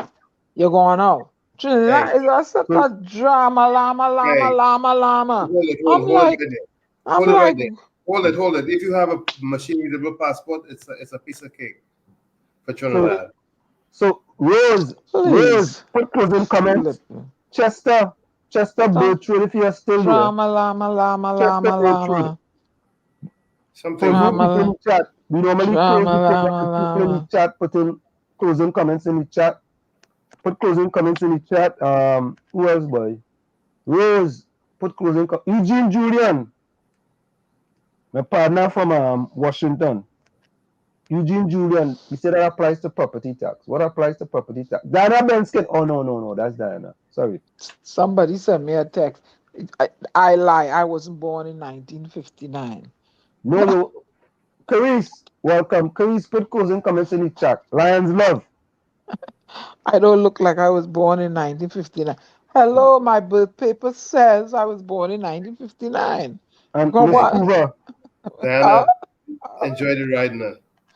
So guys, Rose, Chester, Eugene, Carice, Lions, Lover, Miss Hoover. Can you put closing comments in the chat, please? Put closing comments in the chat. Erica, welcome. I see you. From A, you know I was supposed to call Curtis Monteshad the other night when we was talking about Chumakak, and I forget. Diana already remind me, you know. You never told me you was look. Don't call me in that, huh? No, Diana, you usually want time. I said, I call him. I mean, Stormy, wake up. Oh dear. yeah, Miss Hoover. Diana is tricky dad. Trickery dad. Who? Miss Hoover says trickery dad. Hello. I ain't no trickery dad. What are you? I am a Trinbagonian. What is that? A Trinbagonian. No, you can't serve two masters. Hello. I am a Trinbagonian. Get it straight. Well, guess what? You're gonna have to take your meat out of my rice. I am a Trinbagonian. Get it straight. You want to Take your serve? meat out of my rice. Don't vex me for that. Is where my mother and father, do the dirty work. Okay, all right. I want to say thank you to Miss Limma McLeod. Yes. And to former Attorney General Garvin Nicholas for joining us. I mean, we learned quite a bit, from both of them, and it's always good when we have discussion here in the village. We talk to people and we get information. We get some brain food, not like other programs where you go to and. Actually, technically speaking, I'm a Trinbagonian. Oh my American gosh. too. When does it stop? A Trinbagonian. Yeah. That's right. That's why you're not gonna get your ID card in Trinidad. Well, they could keep that. My friend, Mr. Mr. Garvin Nicholas, gonna help me. Don't worry. You ain't getting no ID card. Mr. Garvin Nicholas is go help me. Yeah. Well, he was the Attorney General, so he gonna know how to help you. Exactly. And I'm gonna tell him don't charge you too much. A Trinbagonian. Yeah, all right. So, folks, change does not roll on the wheels of inevitability, but comes through continuous struggle. And so we must straighten our backs and work for our freedom. A man can't ride you unless your back is bent. Right. Thank you very much. From where I sit, this is it. The clock on the wall said that's all I like to say, but I've got to go. Remember, hard work beats talent. When talent does not work out, and for every 60 seconds of anger, you lose 1 minute of happiness. See you. Tommy? This one's for the pep. This is by Arnold Palmer. It says, always make a total effort, even when the odds are against you. Also, I like to quote one of Don Miguel Ruiz's 4 agreements, and that's to be impeccable with your word. Speak with integrity. Say only what you mean. Avoid using the word to speak against yourself or to gossip about others. Use the power of your word in the direction of truth and love. A pleasant good night to each and every one. It's been a pleasure being in the village. I particularly enjoyed being in the village tonight. It was nice and mellow.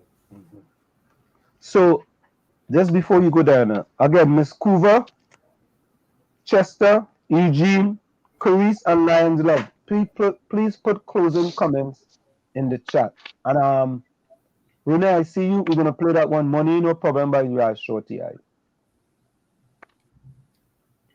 Money No Problem. Go ahead, Diana Benskin. I just want to say it was a pleasure being here tonight. Thank you, Miss Limma Wilkie, for accepting my invitation and to fall asleep with a dream and wake up with a purpose. And most people don't want to be part of the process. They just want to be part of the outcome.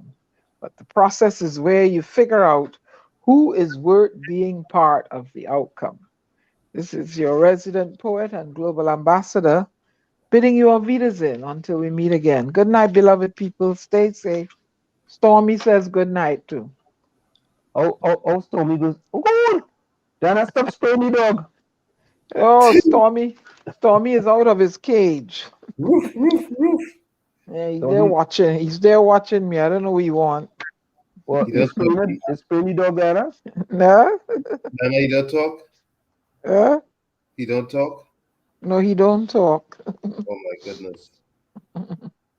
Oh, good. Yeah, so let's read the closing quotes from the chat. And I see that one day by Rose. You see one day by Rose? Yeah, thanks. Oh, Miss Coover, I apologize. Yeah, Miss Coover. Dana, that wasn't to you, Dan. Don't worry, Miss Coover. And everyone is a little bacchanal and confusion. Okay, so Rose says, thank you all for such a wonderful program. You guys look fresh as usual. Don't know what tonic you all are taking, but keep on taking. God bless. Stay safe until Saturday. Next, my birthday. Hey, happy 45th birthday, Rose. Oh. All right, so Miss Coover says, tricky dad. Rajvi says, good night, everyone. Remember, better tomorrow starts with you today. And Rene Mohammed says, we all want people under the same sun. Peace and love to everyone. And let me see something. Add some. Okay. All right.